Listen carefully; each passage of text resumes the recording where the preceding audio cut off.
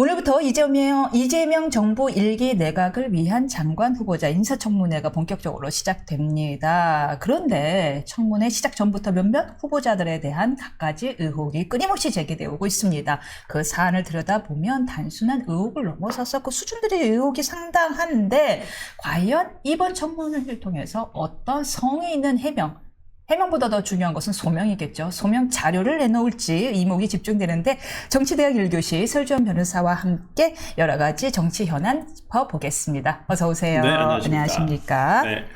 먼저 어제 임명된 법제처장 이야기부터 먼저 시작할게요. 판사 출신의 네. 조원철 변호사. 여기까지는 문제 없습니다. 그런데 이분이 이 대통령의 사법연수원 동기, 동기라고 몇십 년 전인데 친하냐, 네. 이것도 있을 수 있어요. 그래요. 그런데 결정적인 게 이분이 대장동 사건 변호인이었네요. 네. 이거 어떻게 봐야 됩니까? 그러니까 이게 참 유독 또 이 자리가 또 이 기시감이 드는 건 이영규 법제처장하고 똑같은, 그러니까 윤석열 정부의 이영규 처장하고 이재명 정부의 조원철 처장은 어찌 보면 똑같은 케이스죠. 진짜 나쁜 선례를 만들었네요. 네, 동기의 예. 어떤 판사 출신의 변호사고, 이영규 처장도 과거에 윤석열 대통령의 검찰총장 시절에 직무집행 정지와 관련한 것을 변호를 했었었고요. 그러니까요. 네. 그렇기 때문에 그때도 아마 민주당에서는 비판을 했었던 걸로 기억이 납니다. 어떤 이영규 처장에 대해서 이해관계가 상충하는 거 아니냐, 이런 얘기가 있었습니다만은, 보온 인사다, 이런 얘기 충분히 나올 만하죠. 이재명 정부에서도 조원철 처장이, 똑같은 비판을 받더라도 할 말은 없지 않을까라는 생각이 들고, 꼭 굳이, 윤석열 정부의 어떤 안 좋았던 패습이라든지 이런 부분에 대해서, 굳이 꼭 이 자리에 했어야 됐나라는 생각이 좀 들거든요. 그러니까, 이해관계가 상충된다, 어쩐다, 이런 것까지는 광범위하게 보면 법제처장과 대장동 사건의 변호인이라는 것이 꼭 꼭 상충된다는 게 100% 얘기할 수는 없겠지만, 어찌됐든 간에 이재명 대통령이 이제까지 다른 부분이 있잖아요. 꼭 예를 들어서 이분만 이런 게 아니라, 과거에. 헌법재판소. 그렇죠. 헌법재판소 그 이승엽 변호사도 당초에 추천을 했지만은 이제 본인이 고사를 했다라고 해서 이제 완성되지는 않았습니다만은 대장동 사건에 관여했던 변호인들이 대부분 지난 총선 때 공천을 받은 거, 그 다음에 이번에도 이번 정부에서도 내각에 들어갔거든요. 대통령실이라든지 이런 부분에 있어서 똑같은 연장선상에서 어떤 비판점, 그리고 이재명 대통령이 어떤 꼭 자신의 사건의 변호인단에 참여했던 변호사들을 이렇게 대거 기용하는 것이 과거에 불거졌던 문제입니다만은 변호사비 대납이란지 이런 부분과 연관돼 있는 건 아니냐라는 부분이 있어서 이런 부분 비판을 받을 소지는 있다. 근데 이분의 어떤 객관적인 스펙이나 이런 걸 보면 법제처장에 어울리지 않는다, 이렇게 말씀드리기 어려울 것 같아요. 그러니까 법제처장이 정부의 유권 해석 기능을 담당하는 요직이기는 한데 이제 또 헌법재판소처럼 직접적으로 관련된 것을 재판하는 입장은 아니다 보아하니, 네. 조금 결국에는 이 임명이 처리될 가능성이 훨씬 근데 높죠. 저는 문제가 되는 것은 뭐냐고 한다면, 이제 법제처장의 어떤 법의 해석이라든지 이런 부분을 지금 다루고 있는 것이잖아요. 네. 근데 지금 입법기관이 국회에서 지금 민주당 주도로 해가지고 굉장히 많은 법들을 지금 입법 발의를 하고 있단 말이에요. 그 입법 발의된 부분에서 좀 위헌성이 있는 문제점이 있는 법안들도 있다고 좀 보여요. 그렇죠. 특히나 이재명 대통령과 관련한 법들, 예를 들어서 공직선거법이라든지, 이게 통과는 아직 안 됐습니다만은, 여러 가지 법안 등이 대통령의 현재 중단되어 있는 재판들과 연결되어 있는 부분도 분명히 있을 거거든요. 그러한 부분에 있어서 법제처장으로서 어떠한 유권 해석을 내놓을 것인지. 궁금하네요. 네, 그런 부분 등이 앞으로 문제가 좀 될 소지가 있고, 특히나 법제처장이 어떤 정권에 따라서 그냥 정권에 이득이 되는 해석만 내놓는다고 한다면, 아까 말씀하셨다시피 가치 중립적이어야 될 기관 자체가 어떤 정권에 휘둘리는 것은 아닌가라는 생각이 좀 들어서, 향후에 어떤 법제처장이라든지 이런 부분에 있어서도 조금 중립성을 강화할 수 있는 방안을 좀 찾아야 되겠다라는 생각이 들고, 또 법제처장은 또 국무회의에 참석을 하거든요. 그렇다고 한다면 어떤 정권의 영향을 받을 수밖에 없지 않을까라는 생각이 좀 들어서 가치 중립적이라는 기관의 어떤 목적과는 조금 많이 배치되는 어떤 좀 상황이지 않나라는 생각이 좀 듭니다. 가치가 추구하는 가치들이 다른 것 같아요. 저 같으면 대통령의 연선 동기고 내가 그 사건을 한번 담당했었고 그러면 그냥 개업해서 돈 많이 벌 것 같거든요. 이게 법제처장하는 근데 것보다. 뭐 요즘에는 공직을 어차피 이게 정무직이잖아요. 그러면 또 그 한 단계 위 단계로 가기 위한 하나의 디딤돌로 생각할 수도 있죠. 아이고, 제가 생각이 짧았군요. 지금 문제가 되는 장관 후보자들 이야기를 해보겠습니다. 지금 제일 그때도 이진숙 장관 후보자, 우리가 이진숙이 2명이라. 예. 그렇죠.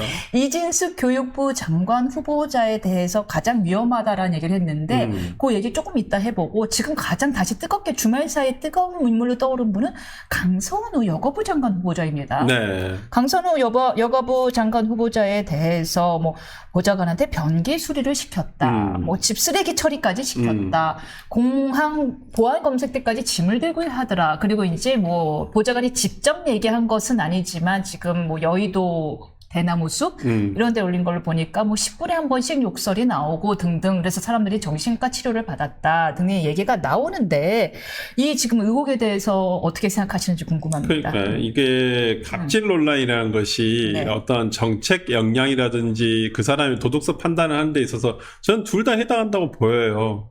특히나 강선우 여가부 장관 후보자 같은 경우에는 이제 여성가족부의 주된 어떤 업무 자체가 어떤 여성과 가족에서 어떤 약자 보호와 어떤 지원을 위해서 우리가 그 주된 업무를 하고 있는 것이잖아요. 네. 근데 이런 약자라든지 사회 소외계층이라든지 이런 부분에 있어서 지원과 지원책을 강화하고 이런 부분인데 오히려 그 완전 반대인. 여기에 갑질을 하고 있다는 것이잖아요, 약자한테. 그러니까 저는, 뭐, 이번 청문회 과정을 통해서 뭐, 조금 해명이 될 수 있으면 좋겠습니다만은, 지금까지 언론 보도에 의한다고 한다면, 이미 그 어떤 갑질 논란을 제기했던 보좌진에 대해서, 뭐, 이런 사실이 없다. 뭐, 그리고, 원래 문제를 일으킨 사람이었다. 네, 그리고 우리한테 앙심을 품고 있다 이거죠. 증인책도 거부했다는 거거든요.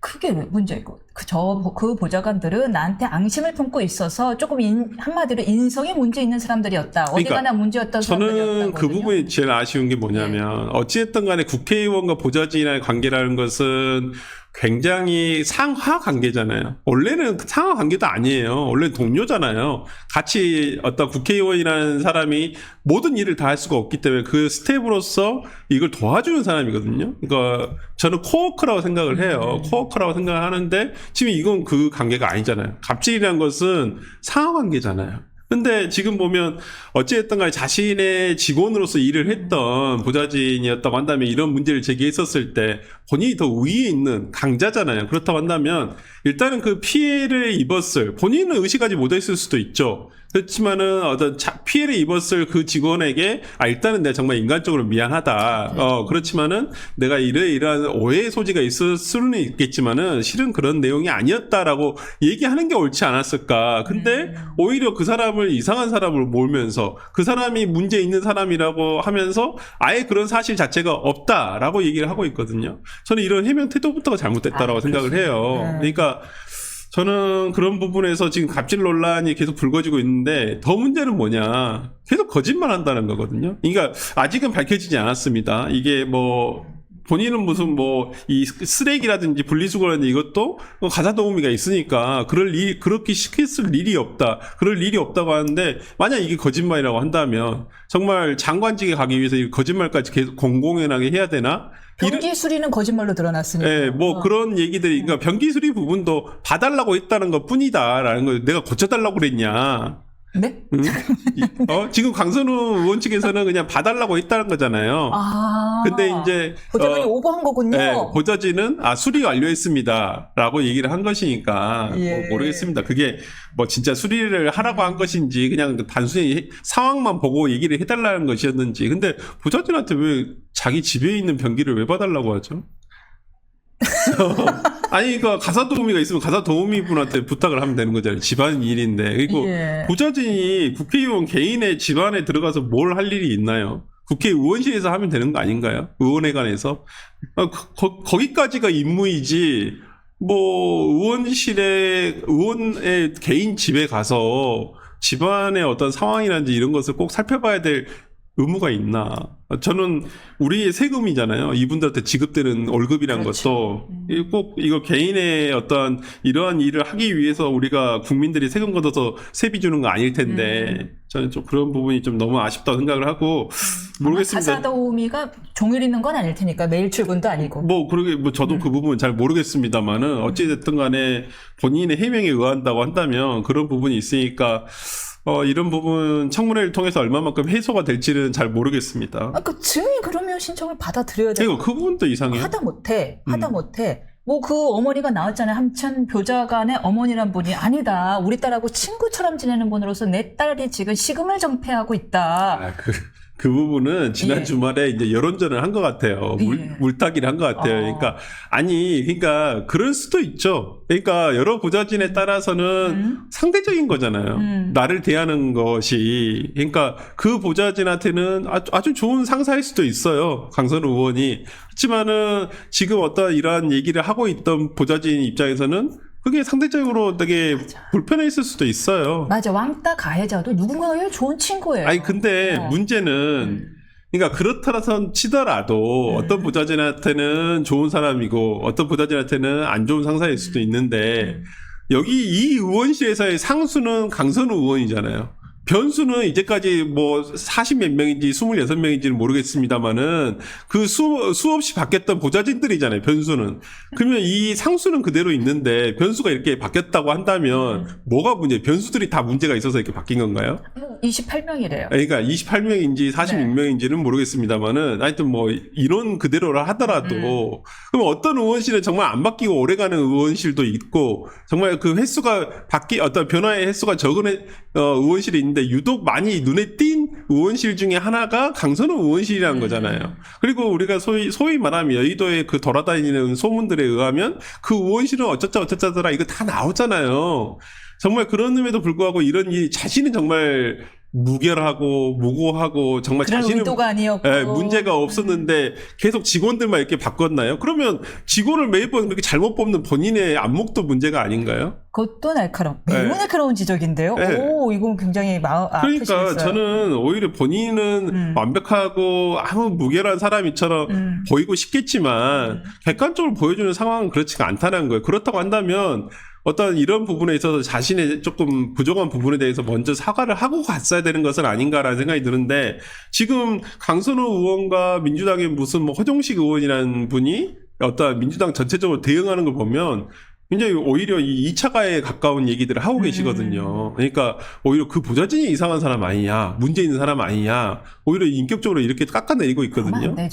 그건 좀 아니라고. 피해호소인이라는 거예요. 저는 그 부분은 아니라고 보고요. 잘못한 부분이 있으면, 부족한 부분이 있고 잘못한 부분이 있으면 그건 인정하고 가면 되는 거예요. 어차피 임명하실 거잖아요.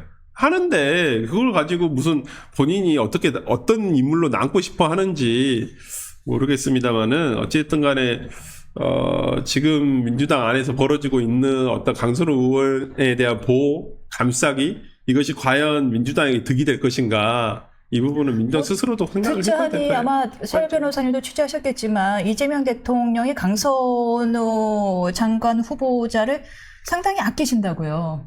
영어도 잘하시고 그래서. 그러신가요? 왜냐면, 이번 대선이 아니라 지난 대선 경선부터 아마 강선우 의원은 이재명 캠프에서 활동을 했던 걸로 기억이 나고요. 그 다음에, 당시, 이번에도 했던 것 같은데, 저번 대선에서도 유발 하라리 같은, 그러니까 외국 석학하고의 어떤 그 영상 인터뷰, 이런 것들을 주도했던 게 저는 강선우 의원으로 알고 있어요. 아무래도 미국에서 교수 생활을 하고 하다 보니 인맥들이 있군요. 네, 그런 인맥이 있다 보니까, 국제통이다 보니까 약간 좀 그런 역할을 했던 것 같아요.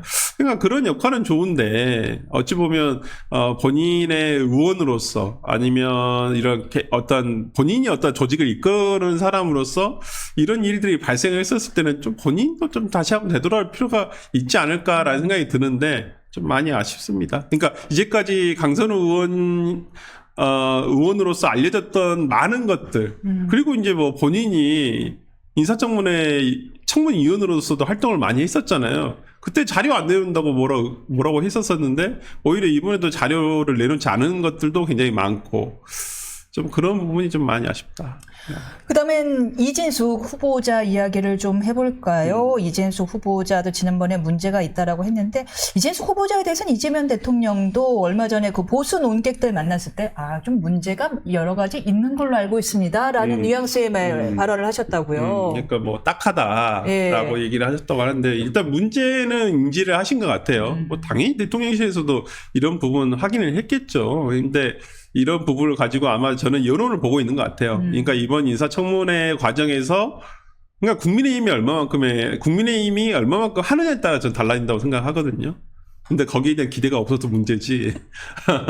그러니까 지금 상황이 국민의힘이 워낙 그냥 속수무책으로 밀리고 있는 상황이고 지금 내부 전열도 매우 흐트러진 상황이기 때문에 좀 기대하기는 어렵겠습니다만은 청문위원으로 들어가는 의원 개개인의 어떤 역량으로서 조금이라도 어떤 이런 부분에 대해서 밝혀줬으면 좋겠다라는 생각이 좀 들고 그러니까 뭐 주진우 의원이 뭐 그래도 지난 그 국무총리 인사청문회 당시에 많은 활약을 했던 건 사실이에요. 고군분투했죠. 네. 근데 뭐 주진우 의원을 모든 인사청문회에 넣을 수는 없잖아요. 그 본인이 안 되고 지금 뭐 이진숙 장관과 관련해가지고 장관 후보자와 관련해서는 상당히 많은 역할을 지금도 하고 있습니다만은 다른 의원들도 어떤 좀 매섭고 날카롭고 기존 언론에 나오지 않았던 내용 이런 내용까지도 인사청문회에서 나와야 되지 않겠습니까? 저는 인사청문회에서 어떤 그러한 새로운 내용이 나온다고 한다면 이진숙 장관 후보자에 대한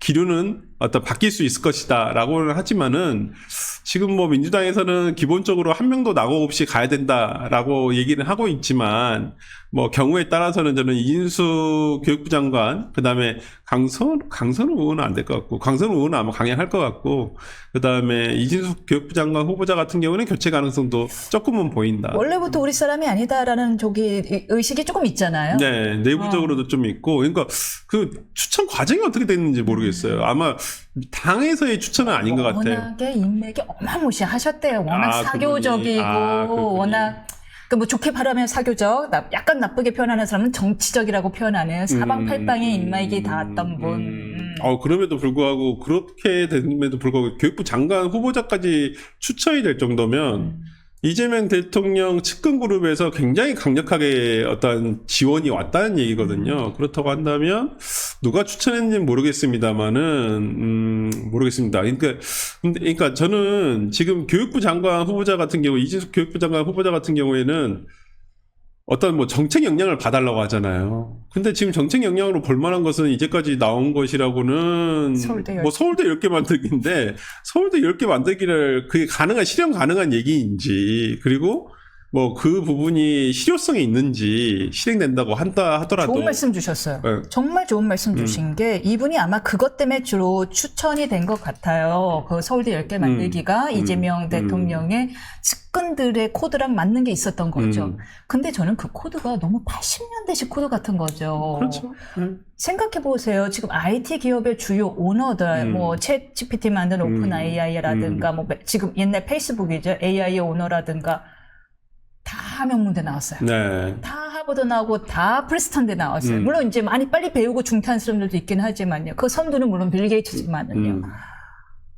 그런 거, 이제 옛날에 다 이제 교육은 평등해야 되고, 저 정부 지방에도 옛날 사고라고요. 네. 그 80년대 사고를 가지고 있는 사람을 가지고 그런 신념을 갖고 있는 사람이 또 우리의 교육부 장관이 돼요. 그러니까 미래를 볼 줄 모르는 네. 사람이. 그리고 특히나 이제 모르겠습니다. 그건 이제 서울대 10개 만들기 이제 실현 가능성이라든지 실효성에서 상당히 의문이 있는 건 사실이고 오히려 그 요즘 시대에는 어떤 빨리빨리 바뀌는 특히나 지금 대한민국이 밀고 있는 건 반도체, AI 그렇죠. 이거잖아요. 그러면 미래를 볼 줄 아는 반도체와 사람이 AI 와서. 다음은 뭐예요?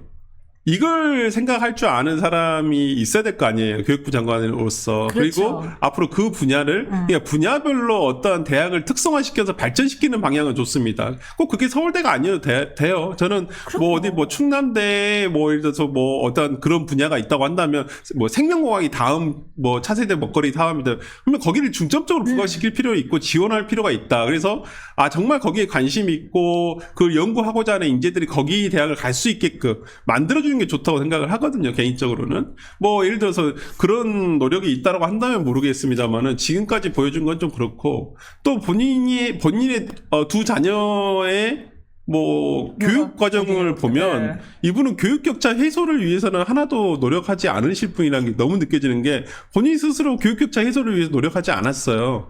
오히려 미국에 있는 시스템에 본인의 자녀들을 다 교육시킨 거잖아요. 우리 시스템은 위반해 가면서. 네. 그러니까 그 부분은 뭐예요? 그러면 돈이 있고 권력 뭐 어떤 좀 본인이 가진 게 많은 사람들은 그냥 우리나라에서 교육을 안 받고 오히려 미국 같은 선진 교육을 받는 게 더 낫겠다라고 한다면 이분은 도대체 초등, 고등, 그러니까 우리가 초등 어떤 기초 교육에 대해서 얼마만큼 고민을 했었을까? 오히려 우리나라 시스템의 어떤 기초 교육을 굉장히 좀 하위 취급하는 것은 아닌가.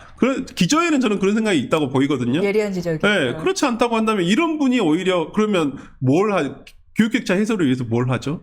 아니잖아요. 차라리 교육격차를 현실을 인정해 버릴 수도 있다. 저는 그런 생각이 좀 들어요. 오히려 그런 부분에서 과연 이분이 교육부 장관으로서 어울리는 논문을 차치하더라도 다른 걸 보더라도 교육부 장관에는 어울리지 않는 사람이다라는 생각이 좀 들어서 그냥 저는 제발 우리나라 지금 먹거리 산업 없잖아요. 교육 너무 중요하잖아요. 네.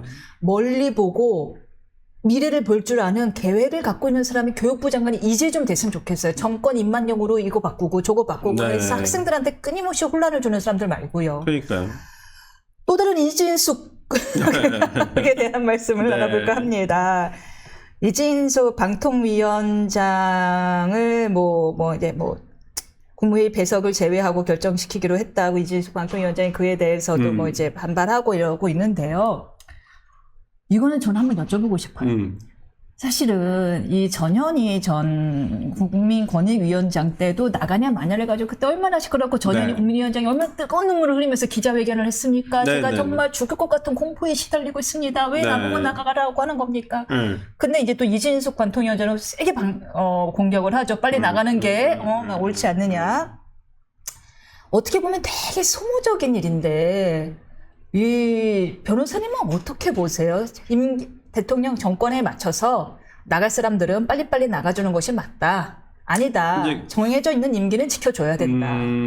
아니, 그러니까 저는, 그러니까 제도 자체는 그렇게 가는 게 맞죠. 그러니까 우리가 역관제라고 하잖아요. 보통 미국 같은 경우에는 대통령의 임기와 맞춰가지고 보통 이렇게 하는데 그게 바른 방향이긴 한데. 임기에 맞춰서. 네. 근데 지금 일단 정해진 부분은 법적으로 보장된 임기 자체는 보장을 해줘야죠. 그러니까 지금 민주당이 과거에 비판할 게 없어요. 이게 독인 객인이에요.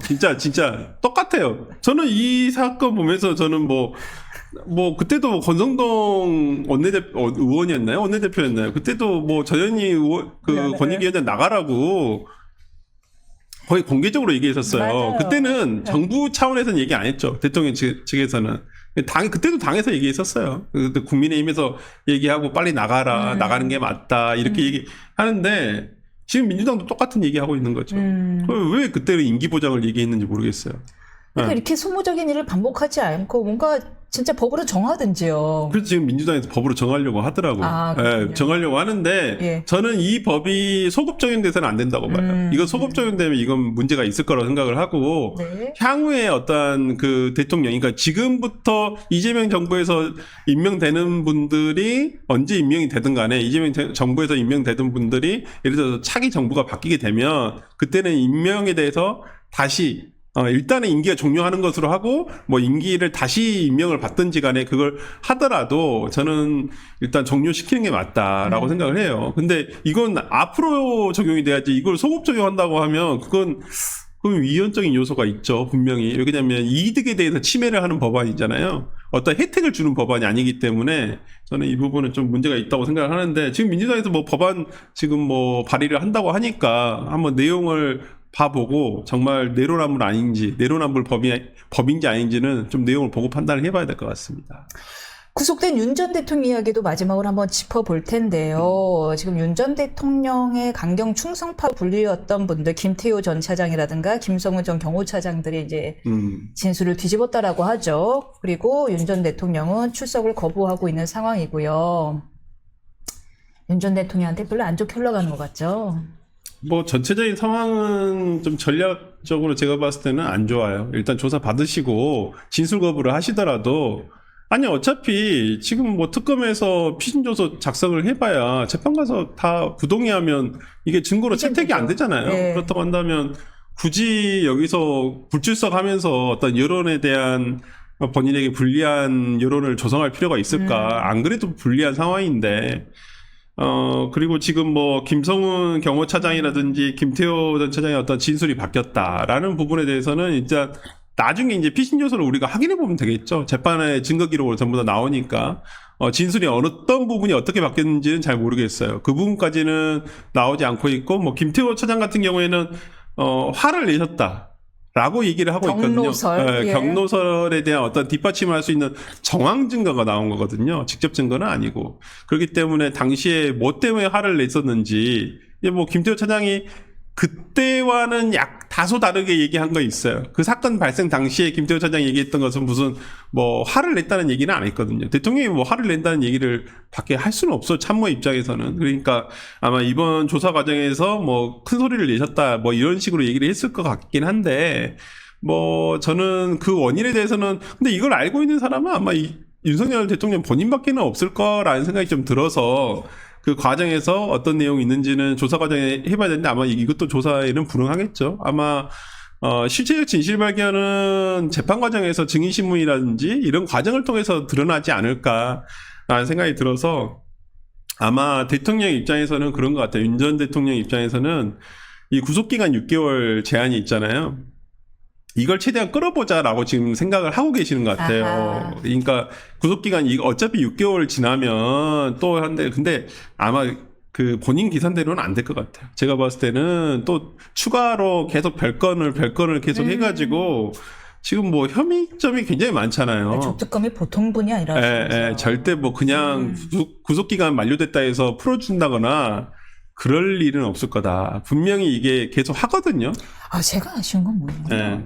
이 변호사의 잘못인지 윤 대통령의 잘못인지 모르겠는데 나오는 메시지가 너무 덥다, 에어컨 없다, 운동 시간 안 준다. 왜 이런 메시지를 그러니까 저는 나오나? 그런 뭐 김계리 변호사가 얘기하시는 것 같은데 그건 좀 제가 볼 때는 정무적 판단 정말 잘못하시는 것 그렇죠. 같아요. 예. 정말 박근혜 대통령이시라면요 아무리 더워도 예. 덥지만 다들 겪고 있는 일이다. 예. 이렇게 메시지가 나오고 견딜만하다, 예. 다 겪고 있는 일이고 예. 누구나 다 뭐 이렇게 감수해야 될 일이다라고 하지 너무 덥다, 에어컨 없다. 아니 그리고 예. 뭐 영치금 한 푼도 안 들고 가서 뭐 그 계좌 그건 좀 그렇잖아요. 그러니까 뭐 윤석열 대통령이 돈이 없으신 분도 아니고 그러니까요. 뭐 김건희 여사 측에서 뭐 돈이 없는 것도 아니고 지원을 안 할 것도 아닌데 물론 이게 금요일 날 밤에 갑자기 들어가다 보니 주말에는 공무원도 쉬어야 되잖아요. 어쩔 수 없는 기간이 있어요. 실제적으로. 그러니까 제가 아시는 분도 구속이 됐는데 설 연휴가 끼어버린 거예요. 아이쿠야. 네, 그래서 자기도 구속이 될 줄 모르고 있다 그냥 들어가가지고 보통은 이제 이렇게 자기 사비로 조금 두꺼운 방한복을 그 입는다든지. 얘기를 했어요. 예. 그치, 공짜로 주는 거 되게 얇거든요. 예. 설 연휴면 얼마나 추웠겠어요. 얇아요. 근데 설 연휴가 한 일주일 되니까 속옷은 사 입어야 되거든요. 일주일 동안 자기도 어떻게 할 수가 없었다. 이거 살 수도 없고 영치금을 할 수가 없잖아요. 밖에서 면회도 안 되고. 그러니까 어쩔 수 없이 그렇게 고생을 했어요. 근데 누구나 합니다. 그렇게. 그러니까요. 그거 어차피 정해진 시간이잖아요. 근데 그걸 가지고 저렇게 투덜투덜대는 모습을 보인다고 한다면 저는 그게 윤 전 대통령 측의 나중에 어차피 긴 재판입니다. 이게 결코 좋은 것은 아니다. 그리고 뭐 앞으로 정치는 안 하시겠지만 뭐 박근혜 전 대통령에 대한 지금의 국민들의 시선과 본인이 이 재판과 사법 절차가 다 끝났을 때 국민들로부터 받을 어떤 시선을 생각을 하셨으면 좋겠어요. 여기까지 듣겠습니다. 감사합니다. 함께 네, 뵙겠습니다. 감사합니다.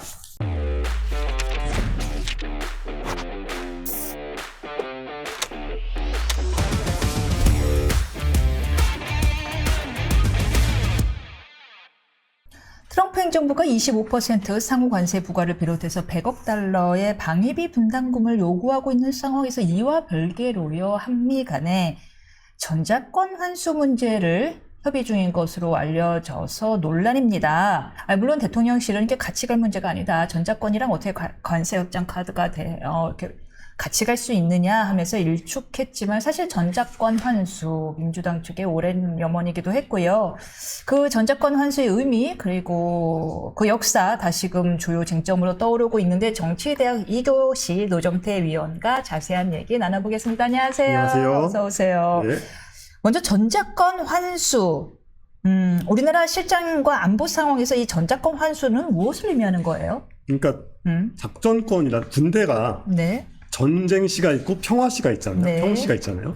근데 이제 작전이라는 게 두 가지, 그러니까 거기에 맞춰가지고 두 가지로 나눠질 거 아니에요. 평시 작전권이 있고 예. 전시 작전권이 있습니다. 예. 근데 한국 전쟁 끝나고 나서, 그러니까 한국 전쟁 하는 도중에 이제 우리가 군대 운영의 능력이 좀 많이 힘들고 부족하고, 그리고 예. 이승만 대통령이 미국을 최대한 끌어들여서 한국의 안보의 뒷배로 삼기 위해서 작전권을 통째로 미국한테 줬어요.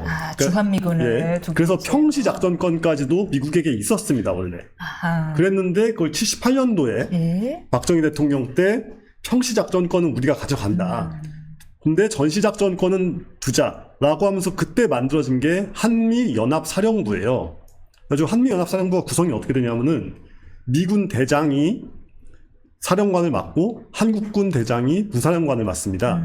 그렇게 해가지고 이제 그 한국군하고 미군하고 별 개수가 똑같은 장성끼리 이렇게 매치를 해가지고 공동의 사령부를 만들어서 이 공동의 사령부가 공동으로 작전을 짜고 실제로 전쟁이 벌어지면은 공동으로 그 지휘를 하는 거예요. 그러면은 이게 자꾸 이제 민주당 지지자들과 이제 범진보 진영은 굴욕이라고 생각을 하는데 한국군 장교가 미군에게 명령을 내릴 수 있는 제도입니다.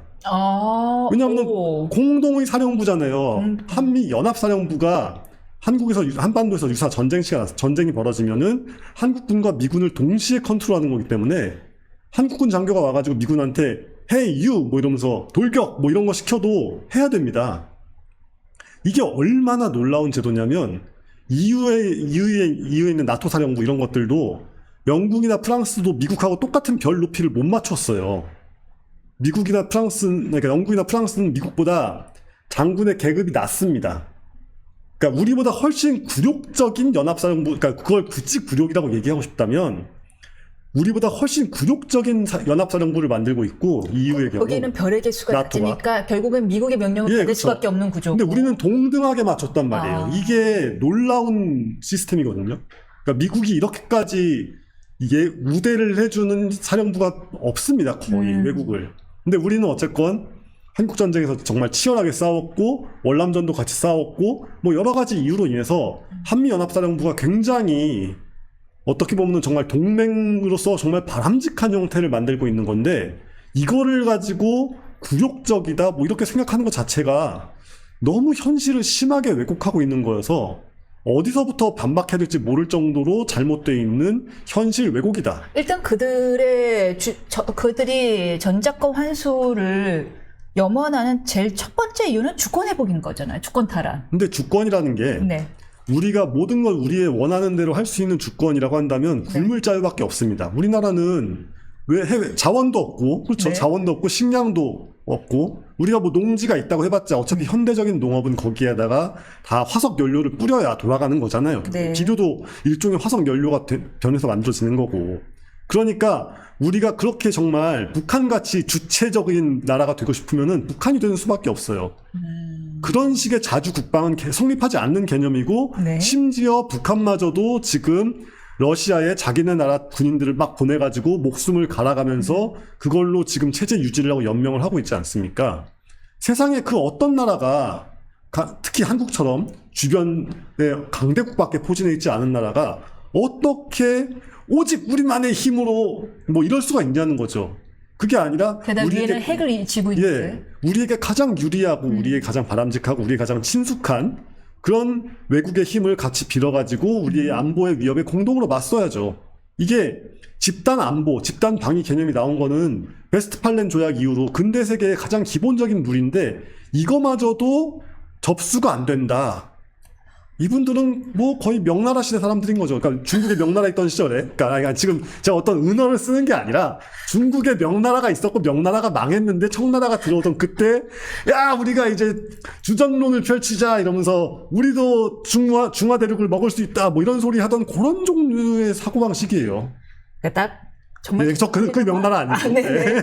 딱 70년대, 80년대 대학을 나온 분들이 사고에서 예. 벗어나지를 않는 듯한, 그런데 딱 타이밍이 묘하게도 트럼프 대통령이 얘기하는 주한미군 철수하겠다, 왜 우리가 더 돈 들여서 그 강한 나라를 지켜줘야 하느냐 하는 그 이 니즈와 지금 이 전제권 환수를 주장하는 옛 운동권 출신 분들의 니즈가 지금 약간 맞아떨어지는 거 아니에요? 약간 네. 이렇게 음모론 같이 생각하고 싶진 않은데 네.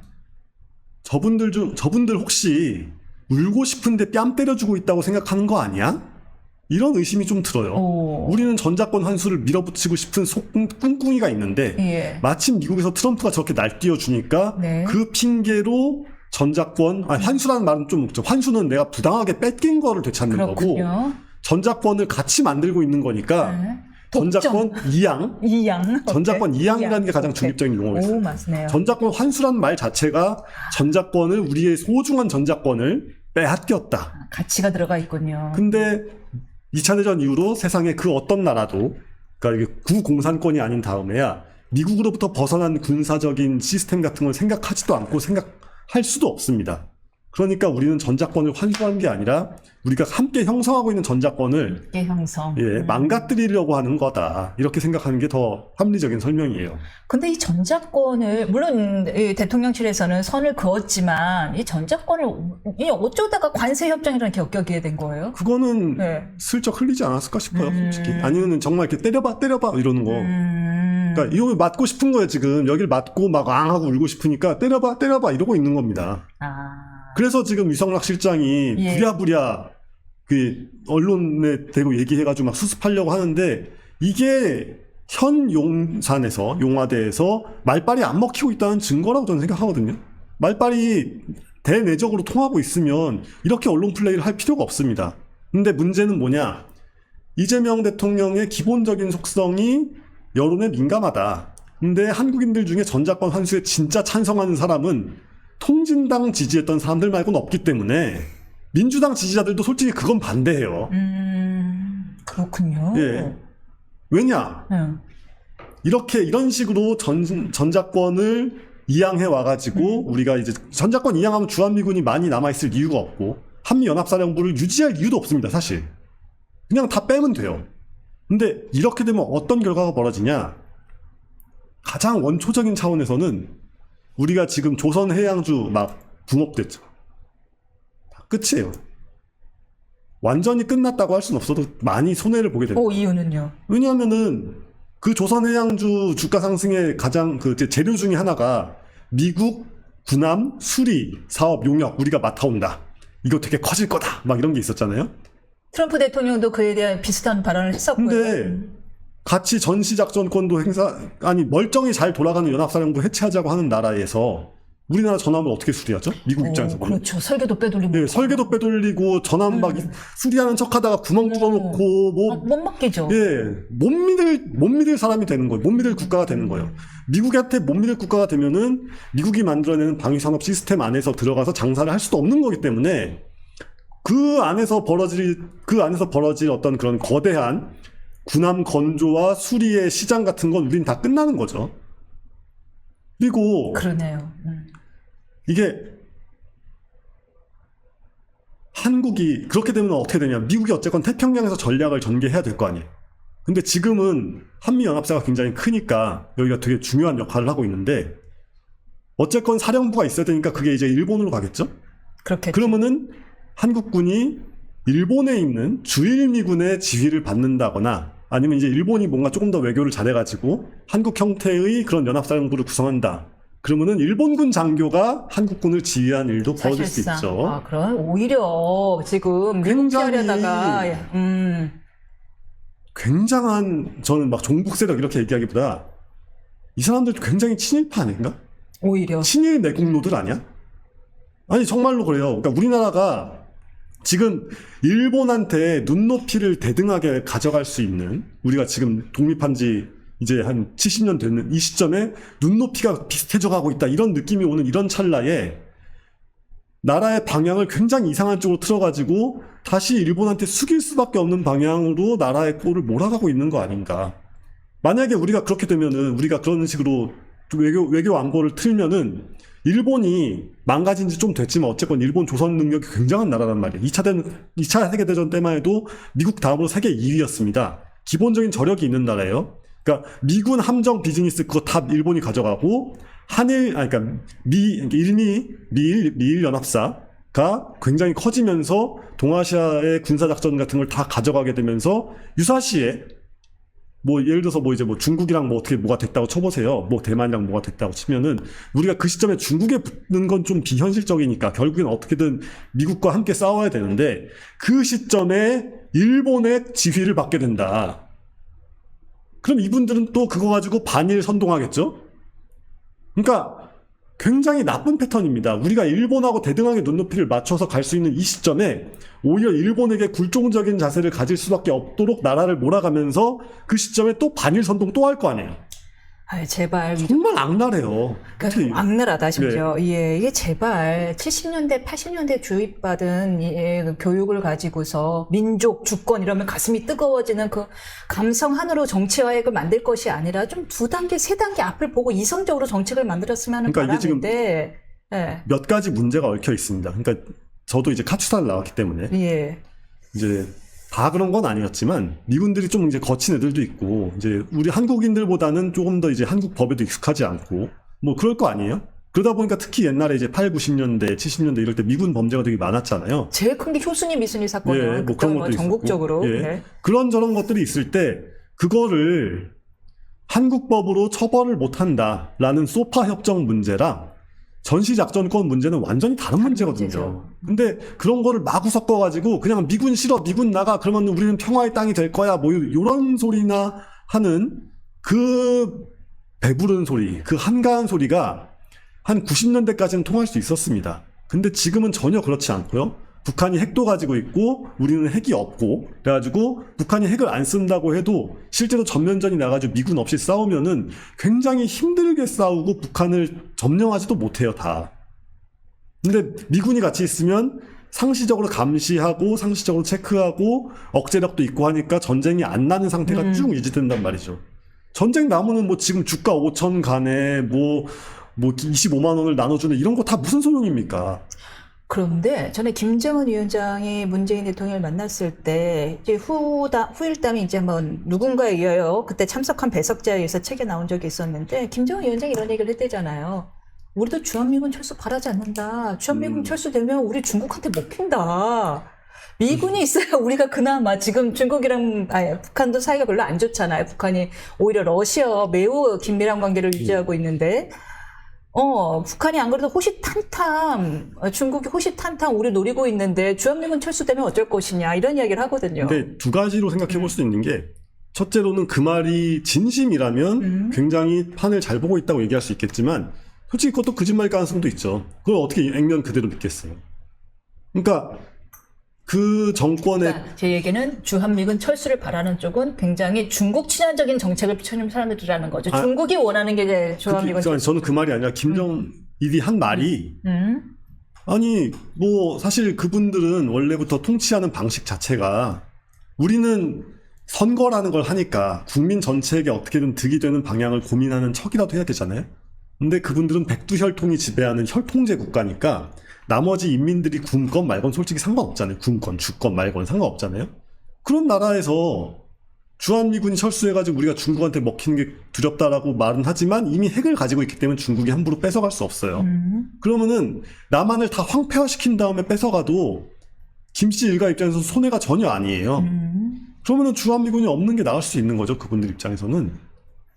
그러니까 핵 무기로 우리를 협박을 하거나 실제로 한국에 핵을 쏴서라도 우리를 굴복시켜버리는 게 그 사람들한테는 이익일 수 있습니다. 그러니까 핵 위협은 예. 실질적이다라는 그러니까 이야기를 하는 거죠. 북한이 마이너스 100만 점짜리 나라기 때문에 우리가 지금 플러스 1000점짜리 나라에도 우리를 마이너스 10,000점으로 만들어서 점령하면 우리한테 우리는 합리적으로 아니 한국을 이 경제력과 이 문화와 뭐 이런 게 있으니까 이걸 망가뜨리면서 점령하는 게 무슨 소용이야? 라고 생각하잖아요. 하지만 저쪽 사람들은 그러거나 말거나 그냥 작사를 내고 대충 내가 먹어버리고 나머지는 버려버리겠다 이렇게 생각할 수도 있는 거거든요. 그거를 너무 낙관적으로 너무 합리적으로 바라보려고 하지 말고 그냥 애초에 합리적인 국가였으면 온 국민이 저렇게 굶어 죽어가는 와중에도 핵을 만들고 있지도 않았을 테니까 맞아요. 그렇게 생각하지 않는 게 낫다. 그래서 지금 이 국내 문제랑 다시 하나 엮어가지고 마지막으로 네. 해보자면 지금 윤 대통령 재판할 때 외환죄로 엮겠다 뭐 이런 얘기 하고 있잖아요. 지금 드론 날린 걸 가지고. 외환죄, 네. 한미연합사가 없으면 전시작전권을 한국군이 갖게 되면 어떤 일이 벌어질 것 같습니까? 이게 예전에 연평도 포격 있었을 때 그때 한국군이 거의 보복 공습 직전까지 갔어요. 한국군이 미군하고 상의 안 하고 독자적으로 비행기를 띄워가지고 연평도 북한 쪽에 포대 그쪽을 공습하기 직전에 미군이 알아가지고 전화해가지고 하지 말라고 멈춰 이래가지고 멈춘 거예요. 근데 네. 그때 때렸으면 전쟁 났겠죠? 네. 큰 전쟁이 안 나도 적어도 국지전은 벌어지죠. 네. 사람들이 너무 한국군의 호전성이라는 게 있다는 사실을 무시하는데 한국군의 호전성을 막아온 역할을 한미연합사령부와 전시작전권이 해왔습니다. 그러니까 미군이 우리를 뭐 이렇게 우리의 주권을 뺏었다고 하지만 그 주권을 온전히 한국군이 갖게 되었을 때 한국군이 지금만큼 평화롭게 가만히 있을까요? 아니에요. 군인들은 전쟁이 나는 걸 바라는 사람들입니다. 그러니까 100% 바라진 않더라도 전쟁이 나야 군인이 할 일이 있는 거잖아요. 군인들은 전쟁 나는 걸 적어도 피하지 않고 기회가 있다면 확전을 할 유인동기가 충분히 있는 사람들이에요. 그렇다면 지금 곧 장관 청문회가 오늘부터 시작이 될 텐데 예. 국방부 장관이 군인 출신이 아닌 거에 대해서는 어떻게 보세요? 그러니까 그 시그널에 대해서는. 근데 사실 네. 정부라는 게 처음이에요, 지금. 정부라는 게 여러 명의 사람과 여러 명의 기관으로 구성되어 가지고 각자가 독특한 고유의 성향이 그대로 있어야 그게 서로 견제하고 균형을 맞춰 나가는 거잖아요. 국방부는 국방부의 논리로 굴러가야 됩니다. 통일부는 통일부의 논리로 예, 가야 그렇죠. 되는 근데 거고. 왜 통일부 장관에 맞을 사람은 국방부 장관에 안 치냐? 아. 이러면 전쟁을 할 의지가 없는 군대가 되면서 굉장히 나라가 급속도로 망가지게 되거든요. 군인 출신이 아닌 장관의 아니면- 명령을 밑에서 들을까요? 그러니까요, 제 말. 그게 안 들으면 더 문제라니까요. 이게 안 들으면 마치 옛날에 우리 12.12 때 고작 별 2개짜리 단놈들이 자기 예하의 병력이 많은 그 장군들이 총부리를 삼성 장군한테 겨눠가지고 그렇게 해서 쿠데타가 벌어진 거 아닙니까? 네. 그런 것처럼 국방부 장관이 그 밑에 있는 사람들을 통제할 수 없는 사람으로 앉혀놓으면 군대가 풀려나게 되는데 군대가 풀려난다는 말이 얼마나 끔찍한지 자칭 민주화 세력이 너무 우습게 보고 있다. 저는 좀 지금 너무 막 주가가 올라갔다 뭐 어쩌고 한다 뭐 이러면서 다들 너무 신나만 하는 것 같은데 굉장히 기본적인 외교 안보의 뿌리를 많이 흔들고 있다는 거를 국민 여러분들이 좀 알아주셨으면 좋겠습니다. 맞습니다. 그리고 그럼 내치 이야기 넘어온 김에 예. 조금 더 이야기를 해보자면은 지금 청문회 여러 가지 분들 논란이 있는데 제일 논란이 시끄러운 분, 예. 좀 위험한 논쟁이 될 만하고 이 부분을 좀 제고해 주셨으면 좋겠다는 분이 있다면 어떤 분이세요? 이게 강선우 후보자가 그 몇 명이었죠? 40 몇 명을 해고했다라고 했다가 부인하셨어요. 28이가. 예, 그러니까요. 그 말콤 X라고 흑인 인권 운동가 아시죠? I have a dream. 그거는 이제 마틴 루터 킹이고 죄송해요. 마틴 루터 킹이 온건파였다면 말콤 X는 과격파. 강경파였죠. 예. 강경파였는데 말콤 X가 한 유명한 말 중에 그런 게 있습니다. 이제 그 백인들이 흑인들을 조금 잘 대해주는 걸 우리가 고마워할 필요가 있냐라고 하면서 한 말이 야 누가 너를 칼로 6인치를 찔렀는데 3인치만 빼주고 3인치는 그대로 꽂혀 있으면 우리가 걔한테 고마워해야 되냐. 마찬가지예요. 40 몇 명을 자른 사람이 그걸 28명을 잘랐다고 한다면은 야 그러면 굉장히 너그러운 분이라고 우리가 생각해줄 이유가 있어요? 28도 아니 큰 숫자다라는 말씀하시는 거죠. 이제 예. 저희가 이제 정치인들과 뭐 많이 보잖아요 주변 사람들을. 그러니까 알고 있지만 애초에 워라벨이 존재하지 않는 동네고 워라벨 같은 거 없고 24시간 일이 계속 돌아가고 근데 그걸 좋아하는 사람들이 모여있는 곳이잖아요. 그렇죠. 여의도라는 게 그렇죠. 동여의도라는 습성이. 곳이. 예. 근데 문제는 그걸 다 알고 그걸 각오하고 나란 일을 하고 싶어서 간 사람들이 못 견디고 나왔다. 얼마나 지옥이면 얼마나 헬이면 그러네. 네, 내가 그렇죠. 그냥 편안한 아니 나는 도서관 사서관 예. 내 일에 적격이야 하는 예. 사람들이 간 게 아니잖아요. 워라밸 하겠다고 간 사람들이 아니에요. 치열하게 살고 싶어 간 사람들인데. 무슨 이렇게 한적한 시골 소마을에 구급 공무원을 하고 싶어서 가는 사람들, 그런 성향을 가진 사람들이 전혀 아닙니다. 오히려 나한테 일이 없으면 불안하고 초조하고 내가 뭐 소외되고 있는 거 아니야 막 이러면서 주변에 연락 돌리고 이럴 사람들이잖아요. 이런 얘기를 해줘서 좀 노희연 얘기가 재밌는 예. 것 같아요. 근데 그런 사람들이 못 견디고 나오는 그곳은 대체 어떤 헬이냐. 그리고 그거 실드 쳐준다고 지금 그 보좌관 중에 한 명이 이제 그 보좌관의 어머니가 이제 무슨 글을 또 이렇게 써서 우리 애가 올렸죠. 식음을 전폐한다. 예, 우리 애가 식음을 전폐한다고. 아니, 직장 상사한테 문제 있다고 직원이 식음을 전폐하면 그게 정상적인 직장 분위기예요? 그러니까 아니, 뭐 식음을 전폐하는 건 개인의 자유지. 근데 그렇게 얘기하는 본인들의 모습이 일반적인 국민의 상식적으로 이게 어떻게 보일지가 생각이 안 되시나 봐요. 그 어머니가 상당히 이재명 대통령과 개인적으로 대통령 되기 전부터 가까운 사이였던 얘기가 또 나오더라고요. 예, 그러니까 예. 제가 막 단정 짓겠다는 게 아니라 이렇게 그런 그 괴롭힘이 벌어지고 있어요. 근데 나는 괴롭힘을 안 당하고 있어요. 그러면은 나도 괴롭히는 주체거나 적어도 나는 그걸 방관하고 있는 게 아닌가라는 반성을 해야 정상입니다. 어떤 악이 벌어지고 있으면 어떤 나쁜 일이 벌어지고 있을 때 거기서 내가 피해를 입고 있지 않다라고 한다면 나는 가해자이거나 방관자일 가능성을 고민해야 되는 거예요. 그래야지. 그게 정상적인 사람들의 사고방식이죠. 그래야지 나는 예쁨 받고 있으니까 저 사람 그런 사람 아니다 예. 할 일은 아니다. 그렇죠. 그러면 네가 예쁨 받으면은 네가 예쁨 받는 동안 어떤 일이 벌어졌는지 신경도 안 썼냐?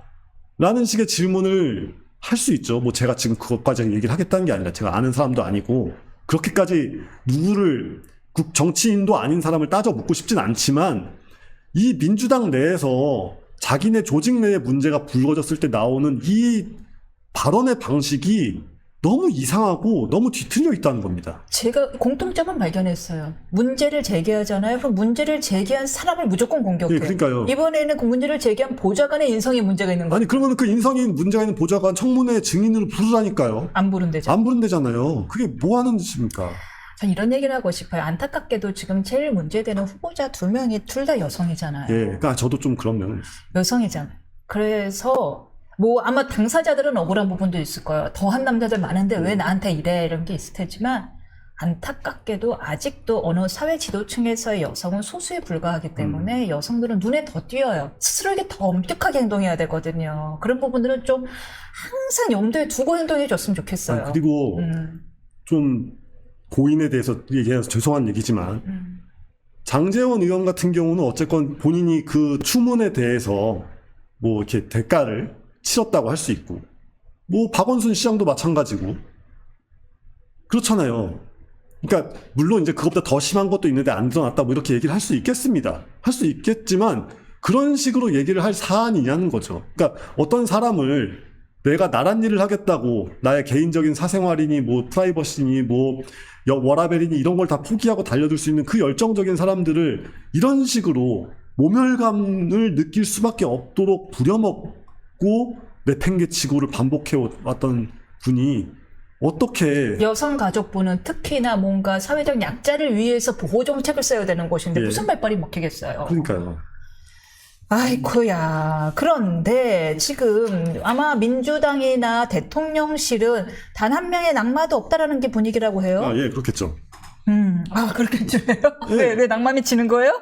이게 기세가 일단 중요하고 예. 그리고 일단 내 사람을 최대한 그러니까 이재명 정권의 기본적인 속성이 아까 얘기한 것처럼 지지율에 민감하고 소수파 정권이기 때문에 그러니까 지금 텃밭따로 집어넣어 놓은 내 편들을 여기서 포기하는 모습을 보이면 안 된다는 의식이 굉장히 강하겠죠. 그리고 대통령님의 눈이 너무 높다 뭐 이렇게 얘기했는데 사실 요게 눈이 높은 게 아니라 예. 지지율이 너무 높다 이 얘기예요. 그냥 우리 지지율 높다 이 얘기고 우리 이재명 대통령님의 지지율이 높으니까 뭐 해보든가 약간 이러고 있습니다. 그거 어떻게 보셨어요? 그 SNS 업무? 아 참. 정말 아니 한 10년 전에 유행하던 거 아니야? 그래요? 아니 뭐 옛날에 이제 그 트위터나 그러니까 현 X 주 트위터 아니면 뭐 이런 게 너무 신기하던 시절에 그럴 때 하던 쇼잉을 지금에서야 하고 있는 이게 뭐냐. 역시 이게 쇼 잘하는 탁현민이 반대쪽에 붙어있는 티가 나는구나 이런 생각도 들었어요. 그분이 돌아오셨어요? 아니, 탁현민 지금 그 김어준 쪽에 붙어가지고 그 영종도에서 큰 공연하고 막 그랬잖아요. 근데 이게 아이디어가 부족하니까 이런 식으로 문재인 때나 했던 문재인 때 정도는 뭐 신선해 보였을 수 있겠죠. 그때 했던 거를 지금 또 하고 있는 이게 굉장히 안타깝다. 이재명계가 정말 이게 사람이 부족하고 아이디어도 부족하고 이런 티가 팍팍 나는구나 라는 느낌을 강하게 줬습니다. 신용카드 소득공제 이야기 마지막으로 해볼까요? 예. 신용카드 소득공제를 혜택을 이거를 없애겠다라는 얘기까지 나오는데 이제 쉽게 말해서 소비 쿠폰은 주되 돈이 없으니까 신용카드 소득공제는 줄이겠다라는 얘기까지 나와요. 이게 직장인들 반발이 상당할 텐데 그들의 주 지지층이잖아요, 그 직장인들이. 근데 이제 문제는 국민의힘이 좀 뭐 대안 비슷한 느낌이라도 줘야 지지율이 빠질 여지가 생기는 거죠. 그런 당이 있었어요? 그러니까요. 그런 당이 있는 줄 모르겠고 사는 거에 정당 하나밖에 없는 거 아니야? 아무튼 이게 제가 지난번에 그 세종시 관련해가지고도 얘기했었고 이재명 지지하신 분들이 배신감을 느낄 날이 점점 다가올 것이다 이렇게 얘기했는데 뭐 이건 틀릴 수가 없는 얘기잖아요. 아니 우리 25만 원씩 뿌린다 그러면 그 돈 어디서 나오겠어요? 어디선가 줄여야죠. 예, 어디선가 줄여야죠. 어디선가 더 걷고. 예, 그렇죠? 어디선가 더 걷고 어디선가 줄여야죠. 뭐 예견된 미래였고 이걸 가지고 지금 우리가 마음 아파하시는 분들은 예. 이런 거는 절대 X에 안 올리시죠? 당연하죠. 신용카드 소득공제 줄여주세요. 뭐 이런 거 이제 딱 올리면 이제 알게 하면서 알겠습니다. 뭐 이러면은 이런 거 좀 소량하게 공개했으면 좋겠는데. 알겠습니다. 여기까지 듣겠습니다. 네, 감사합니다.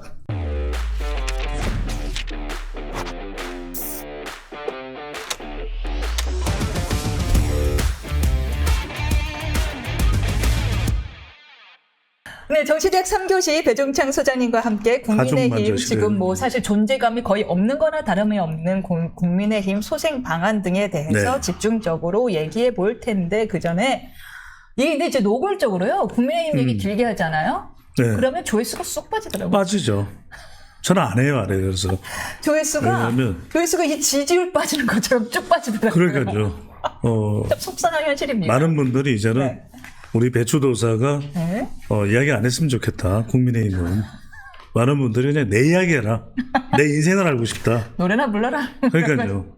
그래서 제가 원래는 KBS 전국 노래자랑에 제가 나갔었잖아요. 작년 9월 달에. 모르세요? 다시요. 뭘 하셨다고요? 작년 KBS 전국 노래자랑 추석 특집에 여러분들이 검색하면 나와요. 남희석 씨가 진행하는 거. 그렇죠. 정도. 희석이가 제 친구잖아요. 친구 아이가. 그래서 어느 지역에 나오신 거예요? 아니 특집 서울 특집에. 그러니까 서울이 아니라 전국 특집에 나와서 그날 기라성 같은 사람이 많아요. 박명수는 그 가수잖아요. 저 가수잖아요. 근데 제가 그런 가수들과 자웅을 겨루면서 심지어는 KBS 아나운서 중에서 김진웅 자웅을 겨루잖아요. 김진웅 아나운서는 서울대 성악과 출신이에요. 이맹크가 서울대 나왔잖아요. 전 서울대 대학원. 그래서 그날 또 출연을 하면서 이 난리네. 제가 그날 무조건을 불렀거든요. 무조건이야. 그 노래 되게 쉽잖아요. 정말 짜증나네요. 방송이고 뭐고 다 치우쳐주세요. 왕티.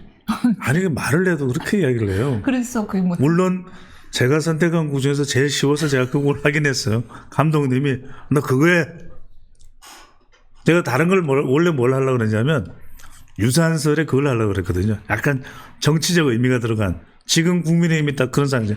싹 다 갈아엎어주세요. 이걸 하려고 그랬는데 엄정 파괴 뭐 다 틀린다고 그냥 무조건 해라. 무조건 해라. 그래서 딩동동 해주시더라고.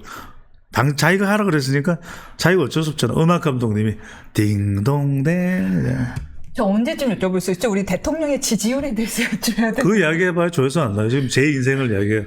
배종찬을 알고 싶다. 더 궁금해. 왜냐면 이 사람이 어쩌다가 배추도사가 됐냐. 이런 거 궁금하죠. 이런 거 조회수 하면 100만 조회 나오죠. 근데 나중에 기회가 되면 네. 정의 뉴스가 없다면 한번 아이템으로 저희가 논의는 해보도록 네. 하겠습니다. 오늘 얼굴 좋네요. 오늘 얼굴이 좋아요? 아우, 네. 감사합니다. 소개팅 있어요? 예, 그게 네네. 뭔가요? 네. 네네네. 대통령의 지지율이 연일 계속 올라가고 있습니다. 전에 그렇죠. 처음에는 59%였는데 가장 최근 한국갤럽은 63%까지 올라갑니다. 이유가 뭐라고 보시나요? 뭐 다른 거 없죠. 지금은 이른바 뭐 거침없이 하이킥이죠.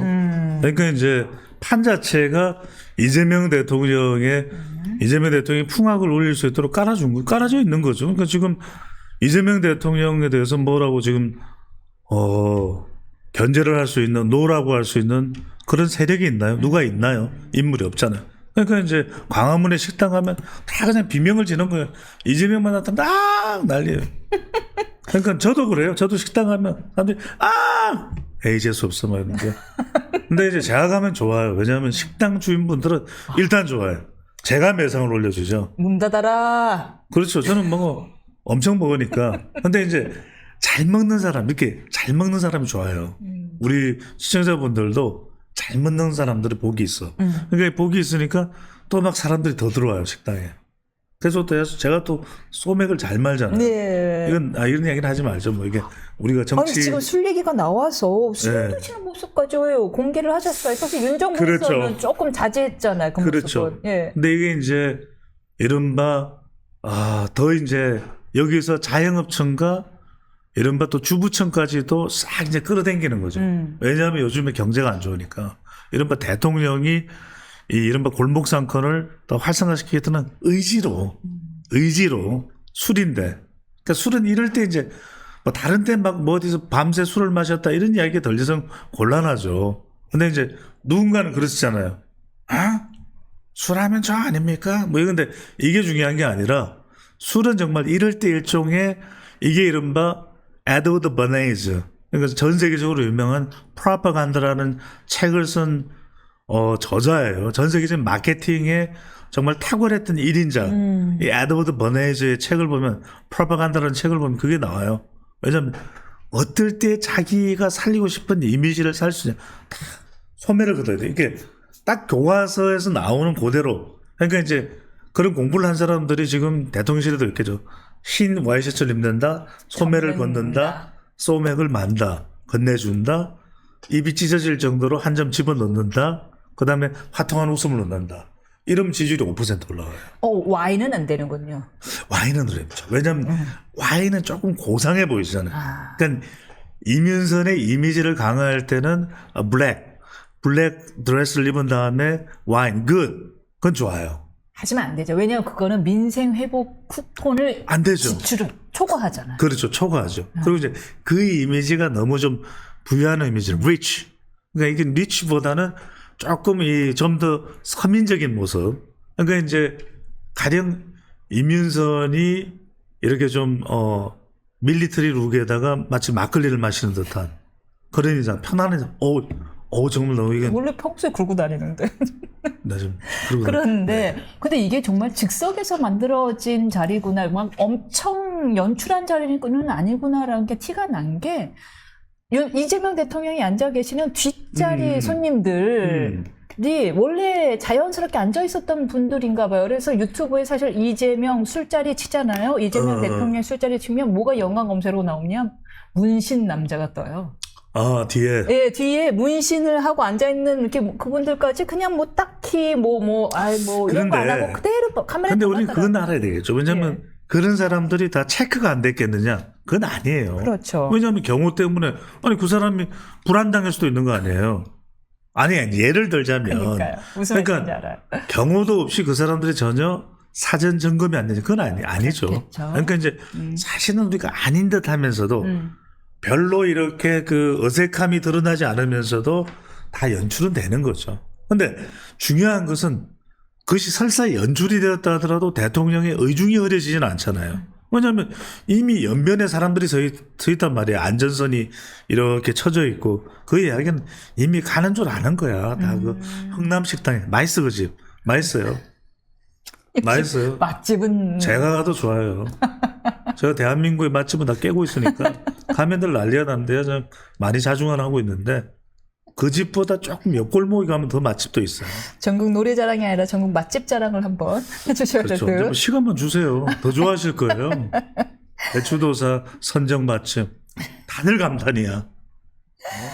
그 국정운영 지시 방식도 다양해지고 있는데 SNS를 통해서 실시간으로 업무 지시를 내린 것도 화제입니다. 네네. 또 뭐 투명한 행정, 소통의 일환인 건가요? 아니, 그래서 말씀드리잖아요. 지금 대통령의 지지율을 끌어올 수 있는 게 기본적으로 민주당 지지층 깔고 가잖아요. 이게 45야. 그럼 45에다가 지금 중도는 이미 국민의힘 쪽은 쳐다보지도 않아요. 그러면은 이쪽에 중도가, 중도야 괜히 부정적으로 아니야 이렇게 할 필요 없잖아요. 그럼 중도에 지금 중도가 우리 보통 보면 20-30% 있다면 절반만 봐도 얼마예요? 15가 와 있잖아요. 60. 여기에다가 MSG 양념 좀 착착 쳐주면 5에서 10%는 그냥 올라가는 거죠. 그러니까 이게 다 공식이 있어요. 이 공식을 그대로 지금 이재명 대통령은 하는 것이고 충실하게 SNS는 MSG 전략적으로 필요하죠. 그리고 기자회견도 빨리 하고 예. 이런 것들이 다 착착착착 축축축축 꾹꾹꾹꾹 되는 거예요. 근데 자꾸 이런 말씀 드리면 이제 누군가는 제가 그렇게 전광판을 보고 저는 전광판주의자예요. 전광판을 보라 그랬는데 안 봅니다 그랬잖아요. 봐야 돼요. 그러니까 이게 국민들은 뭐냐면 우리도 그렇잖아요. 일단은 누군가가 어떤 친구들 이런 친구들이 있어요. 공부는 별로 안 하는 것 같아. 성적은 잘 나와. 공부 안 할 것 같아. 집에 가서 안 볼 때 공부 무진장해요. 책 다 뜯어져 있어요. 그래서 멋있잖아요. 쫙 사람이 멋있는데 영어 100점, 수학 100점, 국어 100점. 아니 성적이 그렇게 나오니까 그 사람 욕을 못해요. 그래서 저는 성적을 만들어 놓고 하고 싶은 걸 해야지 성적은 엉망이야. 그런데 뭘 나는 하고 싶어요. 저거 하고 싶어요. 뭘 내가 공부하려고 하는데 자꾸 누가 나한테 공부 못하게 지포를 줘요. 대구포를 줘요. 그 이야기를 해봐야 소용이 없는 거죠. 그렇게 지금 말씀하신 것처럼 지지율이 워낙 높고 지지율이 높은 것에 높는 또 공식도 충식이 따르고 있어서 지금 정책을 하고 정책의 운영 방식이 거침없이 하이킥이다라는 말씀을 주셨는데 이 장관 후보자들에 대한 여러 논란에도 불구하고 전원을 모두 통과시키겠다라는 의지가 엿보이는 부분도 그 거침없이 하이킥과 연결이 되어 있는 거죠.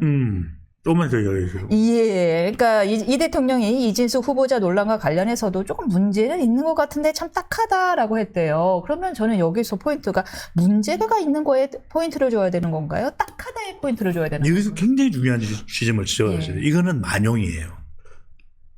이건 조심해야 돼요. 왜냐하면 거침없이 나갈 때 데이터 분석하는 사람들이 오류가 뭐냐면은 이런 게 있어요.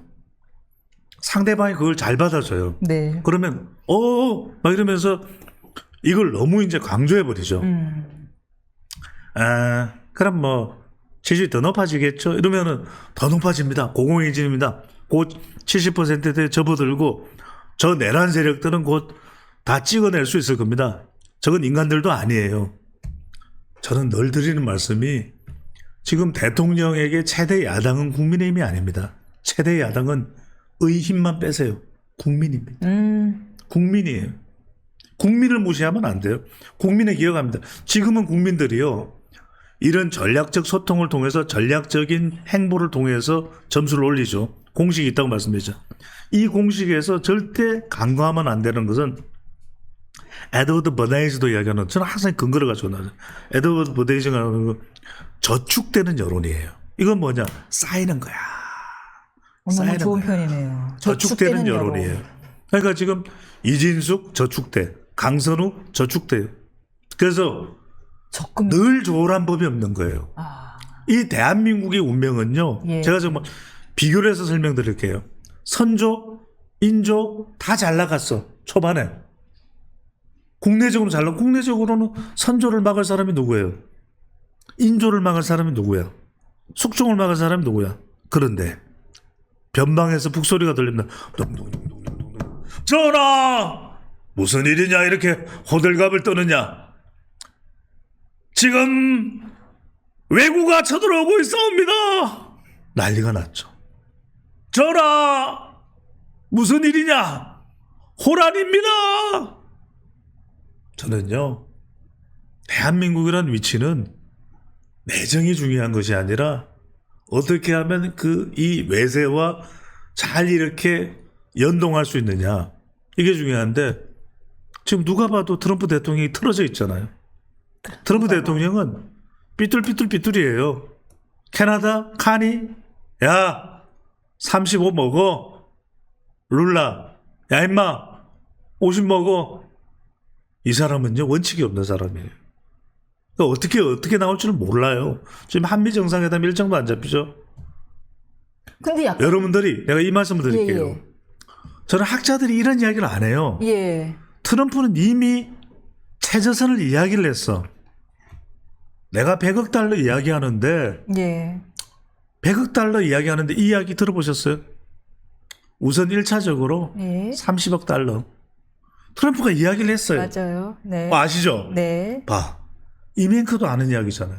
근데 이 이야기를 아무도 안 해요. 지금 트럼프 대통령은 100억 달러를 이야기했지만 적어도 30억 달러는 기본 미니멈이야. 그런데 자꾸 우리는 1조 5천억 원입니다. 1조 5천억 원입니다. 조금 올려줘야 될 거면 전시작전권 우리가 가져갈게요. 한국이. 이 이야기를 하고 있어요. 이게 우리가 말하는 영어로 얘기하면 stupid, idiot.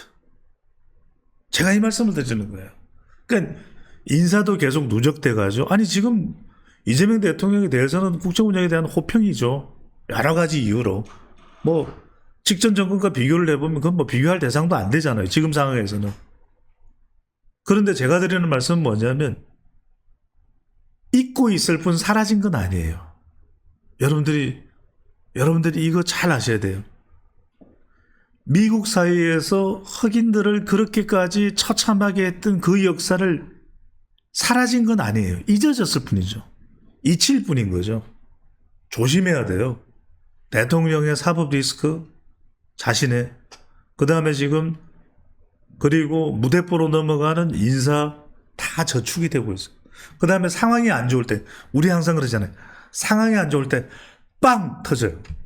말씀 들으니까 되게 걱정되는데 지금 뭐 미국이 무차별적으로 여기 뭐 진짜 50%, 25%, 30% 동맹일수록 오히려 더 가혹하게 굴고 있는데 우리가 지금 뭐 대응책이 있어? 여기서 지금 이men크가 굉장히 중요한 걸 말씀해 주셨는데 우리의 25%는 심각한 거예요. 왜냐하면 네.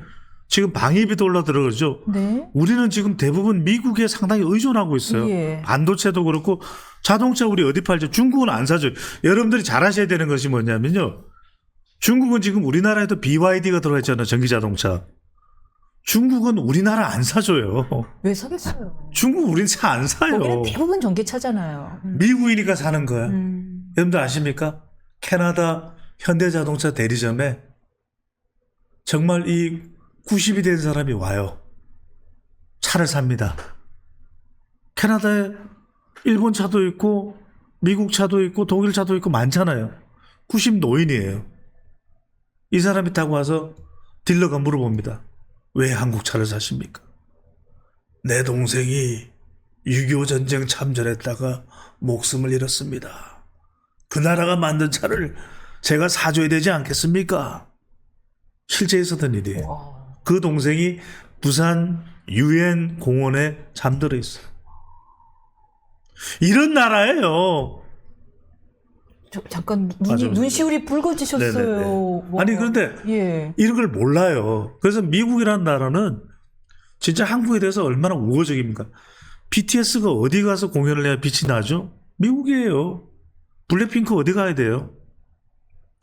이게 여러분들이 잘 모르는 게 K-팝이라는 것이 미국을 가면서 주류 대접을 받는 거예요.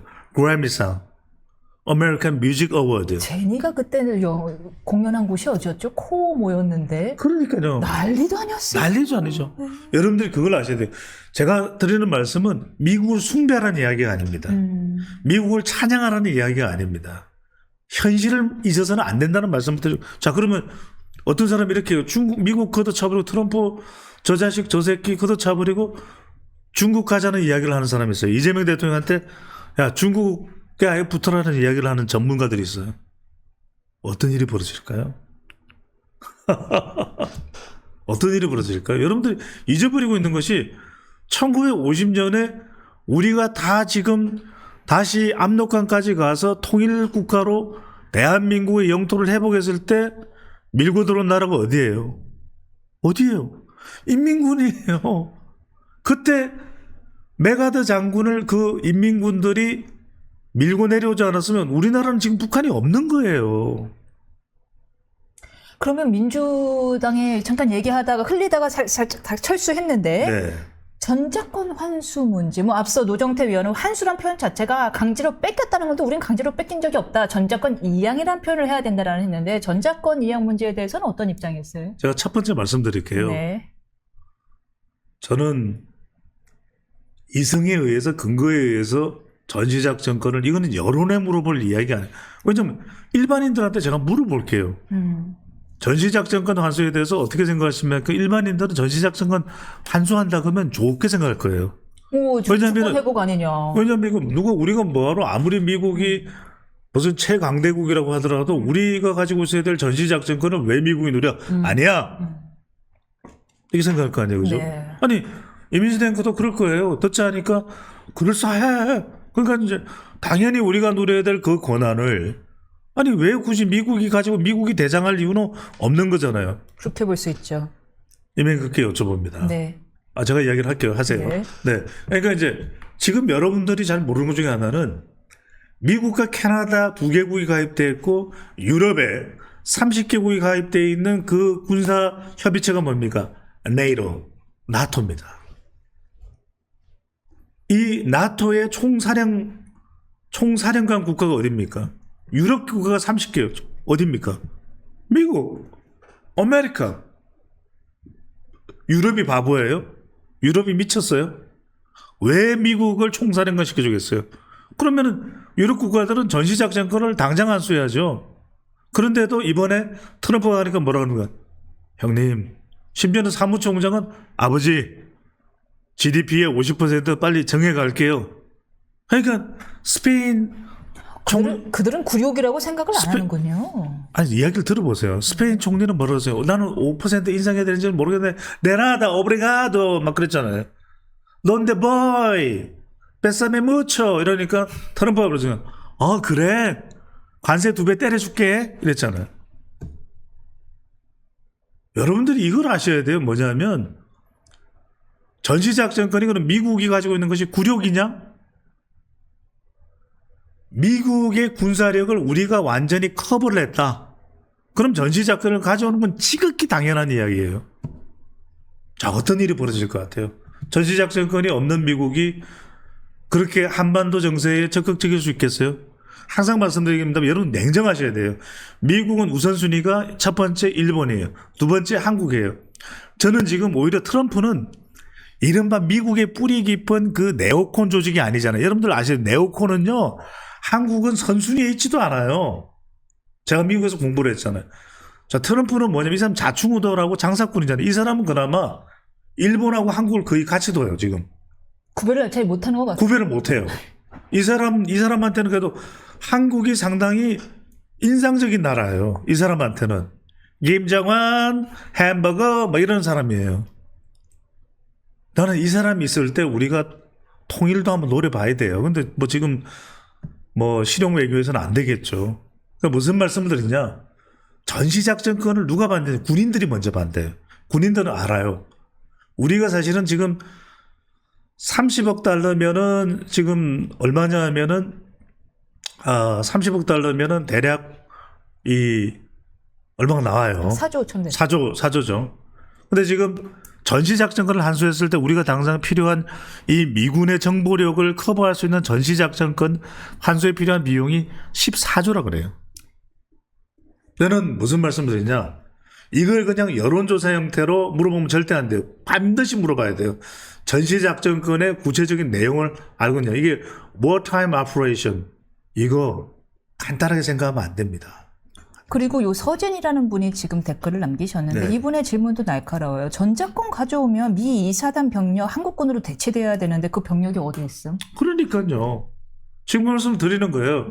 왜냐하면 제가 카투사로서 미 세컨드 인펀트리 디비전에서 제가 군복무를 했어요. 병장으로. 아까 노 의원도 카투사였는데. 병장으로 만기 제대를 했어요. 예. 저는 완전히 이제 미군의 체계를 누구보다도 저는 잘 알고 있죠. 네. 잘 알고 있죠. 전체 제가 하던 업무가 전체 미군의 조직을 파악하고 뭐 이런 걸 했어요. 그러니까 뭐 캠프 하이리아, 캠프 험프리스 다 지금 다녀서 근데 이제 그 미군이 강력한 거는 뭐냐면 이런 설계 시스템이에요. 정보. 이른바 우리가 S라고 하는 이 커뮤니케이션이 굉장히 강해요. 그걸 제가 담당을 했었단 말이에요. 커뮤니케이션. 근데 이게 좀 전에 질문이 굉장히 예리한데 그거예요. 아니 언젠가는 가져와야 돼요. 저도 뭐 미국의 이 굴욕적인 모습을 한국이 보일 필요는 없다고요. 그래서 그럴 이유가 없죠. 하지만 정말 중요한 것은 뭐냐면 이것을 우리가 가져왔을 때 이익이냐 아닌 게 이익이냐. 아니 나토가 미쳤다고 미국을 총사령관으로 해요. 아니 트럼프 대통령이 이란을 그냥 초전박살 내고 딱 오니까 뭐라 그래요? 나토 사무총장이 그러잖아. 아버지 그러잖아. father. 뭐 국내에서도 누구 father가 있지만 father 그러잖아요. 아니 그거는 뭐냐면 이것과 국내에서 father과 이 father는 달라요. 이거는 father는 뭐냐면 내 생명을 지켜주십시오 트럼프예요. 왜냐하면 지금 러시아에서 침공을 가해올 때 막고자 하면 막을 수 있는 사람은 지금 미국밖에 없어요. 그렇잖아요. 아니 생각을 해보세요. 예를 들어서 러시아와 북한이 협력해서 대한민국을 공격한다. 막아줄 나라가 어디 있어요? 중국이 끼어들어서 대한민국 와 띵하오 쩡하오 한국 펑요 그럴 것 같아요. 어린 반프로지도 없는 소리예요. 일본 등의 이유, 방어 등의 이유로 미국은 바로 개입을 합니다. 미국의 미투 스텔스기가 열대 떠서 모스크바로 가는데 러북이 서울을 공격하겠어요? 그걸 아셔야 돼요. 그러니까 저는 제발 여론조사 설문할 때 전작권을 제대로 아는지 워탐 오퍼레이션이 뭔지를 물어봐야 돼요. 저는 10명 중에서 10명이 모른다고 봐요. 이건 자존심으로 될 수 있는 아니 자존심으로야 왜 병자호란테서 계속 싸워야죠. 자존심으로 계속 싸워야죠. 전하 제가 나가 싸우겠습니다. 나가면 다 죽어요. 자존심 밥 먹여주지 그럼요. 않는다. 마지막 질문이 될 것 같습니다. 윤인석 위원장이 새로 혁신위원장으로 임명이 됐는데 기대가 크십니까? 우려가 크십니까? 저는 기대를 해야 된다고 봅니다. 기대를 하는데 뭐냐면 윤희숙 위원장이 전당대회 이전에 다 세팅을 해야 된다고 봐요. 1번 세팅은 뭐냐면 제가 항상 말씀드리는 3P가 있잖아요. 그러니까 당은 당규에 윤 전 대통령의 손절을 넣겠다라는 것은 그냥 필로소피, 이 3P의 첫 번째 되는 필로소피의 부분을 넣은 거예요. 두 번째는 뭐냐면은 앞으로 이 당 정책 경쟁력, 당의 경쟁력을 어떻게 할까 이 부분이 반드시 또 본인이 여의도 연구원장이잖아요. 목숨을 걸어야 돼요. 그래서 제가 말씀드렸잖아요. 당 보조금, 지금 이 당 보조금 빨리 제대로 안 해놓으면 언제 지금 다 깎여서 나갈 수도 있어요. 지금 내란 특별법이요. 내란으로 몰리는 이런 정당들은 보조금이고 뭐고 주지 말자는 거예요. 세 번째 뭐냐? 제일 중요해요. people. 이거 물갈이 인적 쇄신 분명하게 해야 돼요. 적어도 이런 상황이 오면 저는 정말 대한민국의 국민에게 충직한 신하들인 국회의원 같으면 107명이 다 삭발하고 거리에 나서서 이럴 거예요. 죽여주시옵소서. 저희들을 처단해 주시옵소서. 오늘따라 사극 버전이네. 이걸 해요. 그러면 국민들이 어떻게 하냐면 정말 미간을 찌푸리죠. 그래도 보수가 살아야 되니 제대로 갖추어 정신을 차리시오 하고 기회를 줘요. 근데 지금은 기회 주기 전에 이른바 이 석고대죄를 안 하고 있잖아요. 했대요. 언제까지 사과만 해야 되냐라는 반발도 있고 한쪽에서 아니 탄핵 반대한 것은 정치적 의견에 불과한데 그것을 왜 반대해야 되느냐 반발이나 만만치가 않습니다. 석고대죄는요. 죽음을 감수하는 게 석고대죄예요. 그래서 늘 그러잖아요. 우리 조선시대에 보면은 신하들이 코딱지만한 잘못을 해도 뭐라 그럽니까? 시간이 없으니까. 죽여주시옵소서 그러잖아요. 알겠습니다. 여기까지 듣겠습니다. 감사합니다. 감사합니다.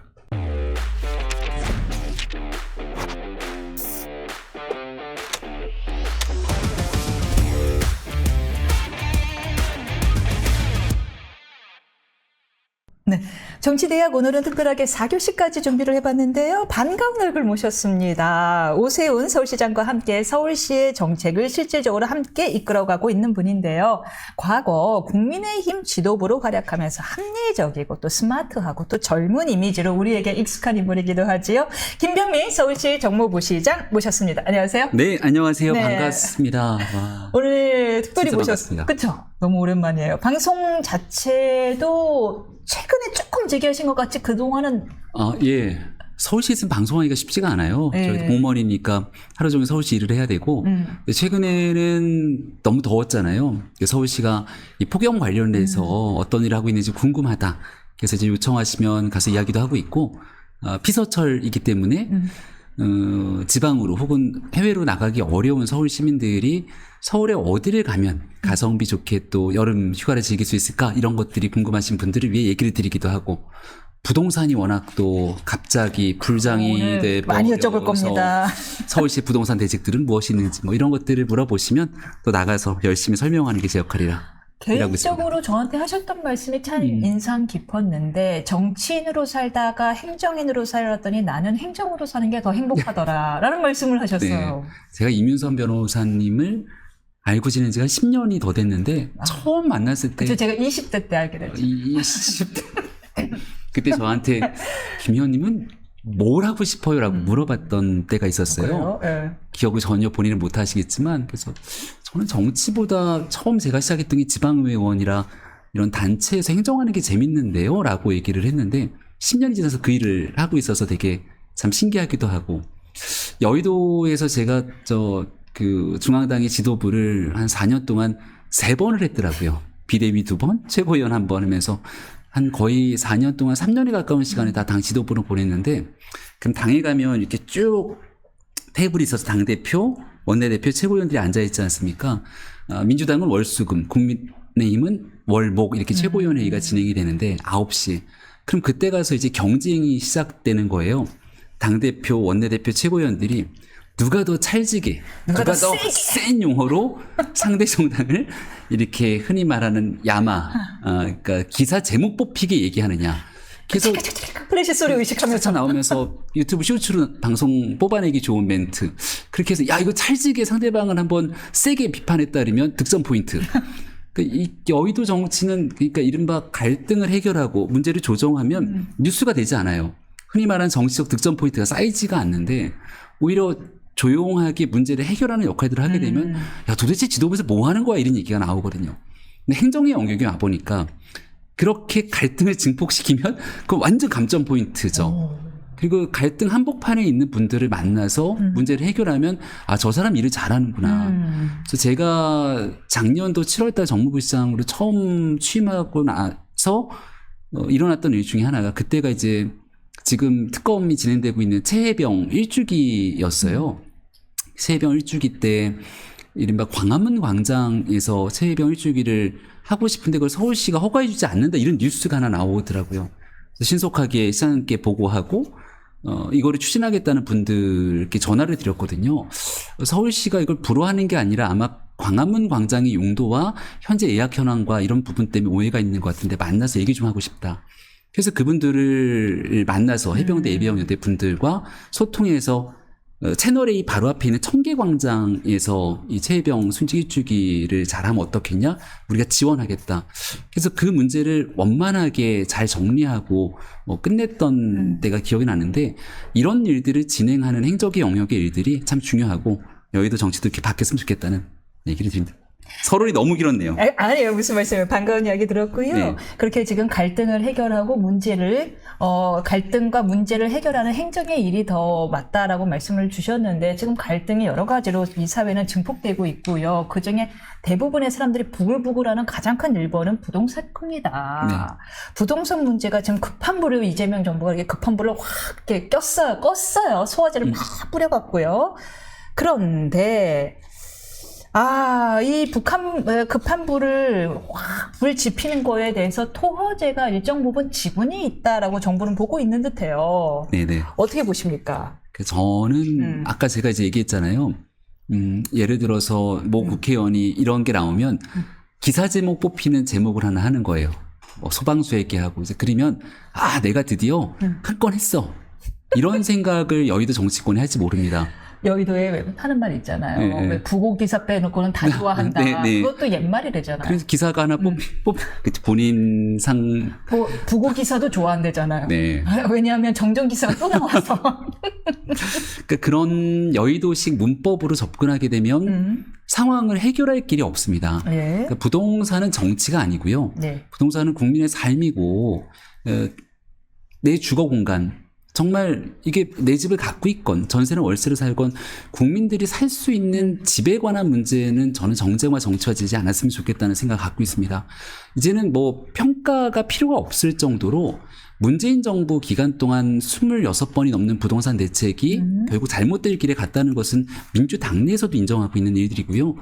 박원순 서울시장이 이끌었던 10년 가까운 세월 동안 서울시의 주택 공급을 쏟아내지 못했다는 것도 객관적인 팩트로 증명이 된 겁니다. 근데 부동산이라는 건 과거 김현미 장관이 얘기했던 것처럼 빵처럼 어느 날 구워낼 수 있는 게 아니잖아요.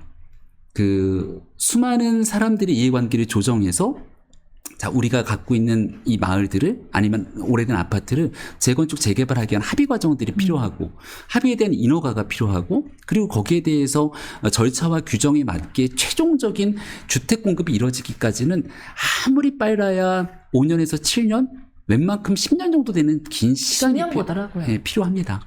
그래서 이게 지난 10년 동안의 주택 인허가가 완전히 축소됐던 부분들을 이른바 오세훈 서울시장이 4.7 보궐선거를 취임하고 난 다음 신속통합기획, 재건축 재개발에 있어서 또 이 신속통합기획을 하기 어려운 곳들 같은 경우에는 모아타운이라고 이런 빌라나 단독주택들을 모아서 또 새로운 방식의 재개발할 수 있는 그 서울시의 빠른 주택 공급을 속도가 내기 시작해서 그 2021년에 취임해서 22년부터 시작을 했으니 지금 2025년 이제 막 인허가가 나갔던 것들이 계속 쌓여가고 있습니다. 이 쌓인 일들이 아마 2028년 정도, 2027년 정도가 되면 이제 하나둘씩 가시적인 이 공급으로 실제 내가 들어가 살 수 있는 내 집은 새로운 아파트가 되고 또 그냥 아파트가 되는 것이 아니라 여기 집 분양을 하니까 신규 분양이 나올 게 있어야 사람들이 기대감을 갖고 기다리지 않습니까? 그래서 우리가 주거 공급의 사다리들이 끊겼던 걸 새로 복원시키고 있었던 굉장히 중요한 단계였습니다.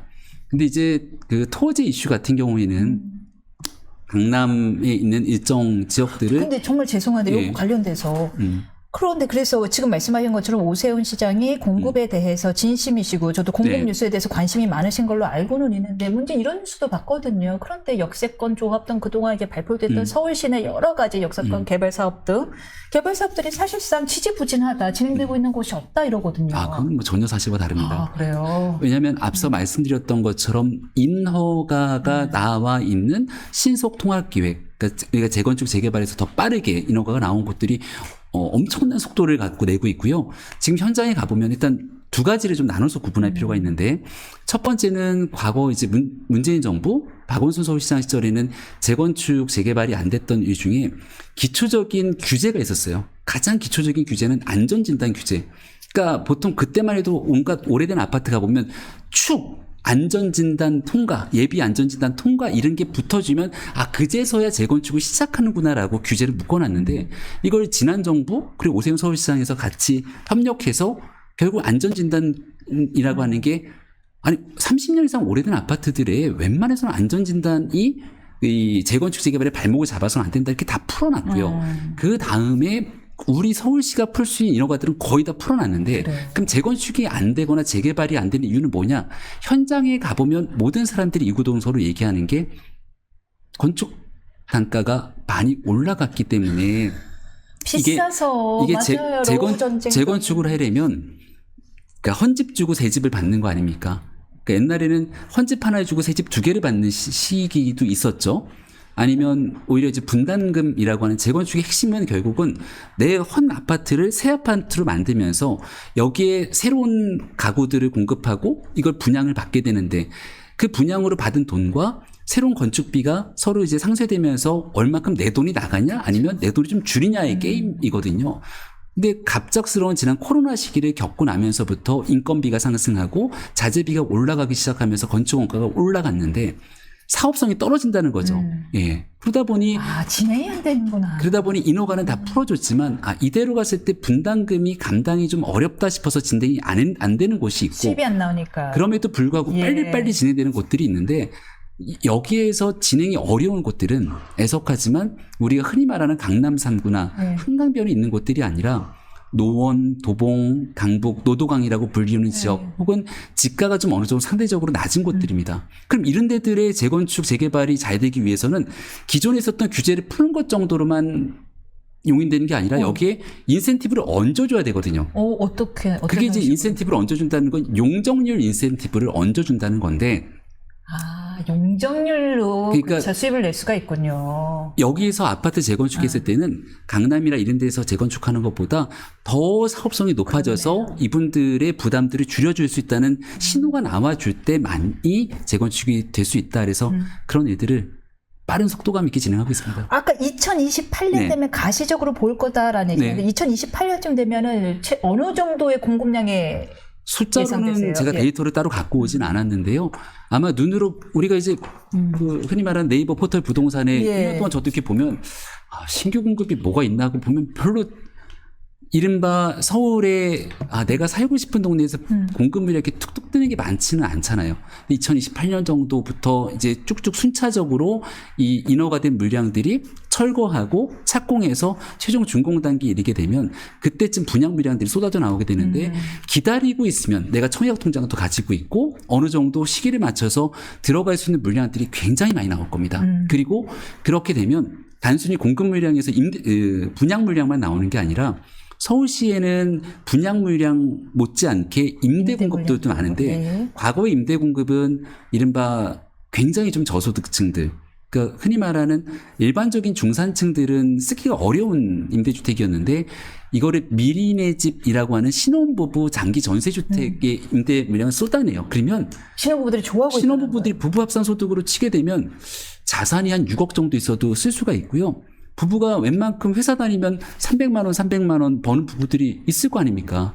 과거에 이런 부부들 같은 경우는 쓰지 못했던 이 소득 기준들을 완화시켜놔서 웬만한 부부들이 정말 우리가 가고 싶어하는 새 아파트들의 이 임대주택에 장기전세주택 들어갈 수 있게 해놓은 거예요. 소셜미스로 다 섞어놔서 여기가 임대집 보이지도 않고요. 되면은 10년을 살 수 있고 그리고 왜 미리 내 집이냐면 아이를 한 명 낳으면 10년을 더 살 수 있게 해주고. 그러니까 미리 내 집. 미리 내 집. 네. 미리 내가 아니라 은하수가 아니라 미리 내 집. 그래서 예. 첫 번째는 예. 김진 기자가 전화. 안부 인사만 할까요? 그러게요. 돌직구실 김진 기자 우리 쓰는데. 예, 공동으로 해야 되나?